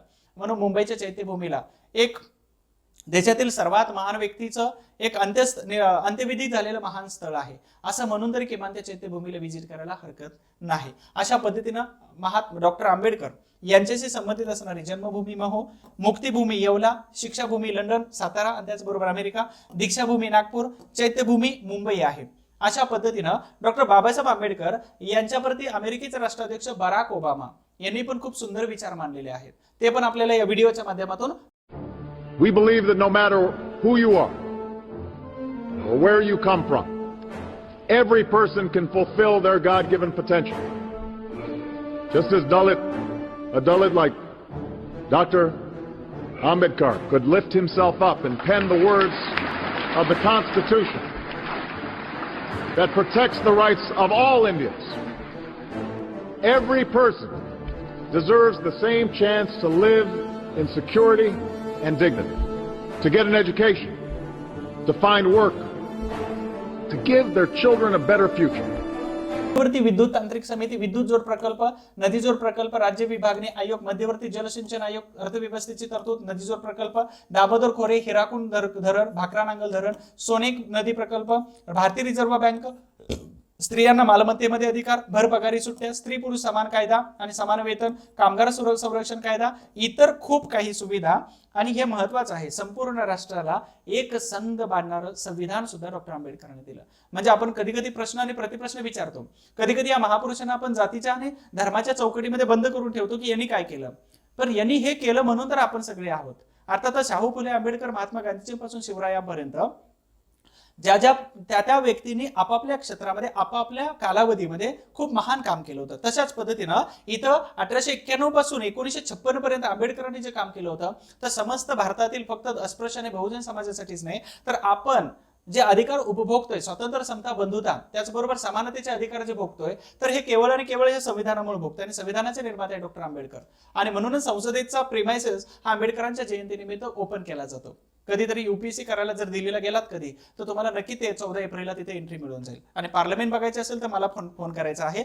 तुम्हाला अभ्यासासंबंधी काही अडचणी येत असतील या नंबरवरती करा. आणि दुसरी महत्वाची गोष्ट, हे ऍप्लिकेशन आहे, ऍप्लिकेशन डाउनलोड करून ठेवा. दुसरी महत्वाची गोष्ट, महात्मा ज्योतिबा फुले यांचं लेक्चर आणि डॉक्टर आंबेडकरांचं लेक्चर कसं वाटलं हे मात्र मला या नंबरवरती सांगायला विसरू नका. कमेंट बॉक्समध्ये सांगायला विसरू नका की हे लेक्चर कसं वाटलं, तुम्हाला माहिती पूर्ण. डॉक्टर आंबेडकरांना सारांश स्वरूपामध्ये आपण सगळ्या स्वरूपामध्ये इथं बघण्याचा आपण प्रयत्न केलाय. ज्या महाराष्ट्राला पुरोगामी विचारवंतांचा महाराष्ट्र म्हटलं जातं, ते पुरोगामी विचार कोणाकडून मिळाले, तर फुले, शाहू आणि आंबेडकर ह्या 3 महान पुरुषांच्या, त्याचबरोबर छत्रपती शिवरायांचा यांच्यावरती वरदहस्त होता. म्हणून हे सगळ्यांचे प्रेरणास्थान आहेत. छत्रपती शिवाजी महाराज असतील, महात्मा ज्योतिबा फुले, छत्रपती शाहू महाराज आणि आंबेडकर यांच्या नावाने महासमाज सुधारकांचा वैचारिक वारसा लाभलेला होता. आणि म्हणूनच महाराष्ट्राला पुरोगामी विचारांचा महाराष्ट्र म्हटलं जातं, कारण याच्यामध्ये सुधारणा, परिवर्तन आणि मानव मुक्ती याच्यासाठी काम करणारे महत्वाचे 4ही व्यक्ती होत्या. अर्थात शाहू फुले आंबेडकर यांच्या विचारांचा महाराष्ट्र म्हणून ओळखलं जातं. अभ्यासातील कोणत्याही प्रकारच्या अडचणींसाठी तुम्हाला इथं फोन करायचा आहे. माझा नंबर ऑलरेडी इथं दिलेला आहे. त्याचबरोबर thank you so much, wish all the best. तुम्हाला सगळ्यांना खूप खूप शुभेच्छा आहेत. जय ज्योती, जय क्रांती, जय भीम, जय हिंद. थँक्यू.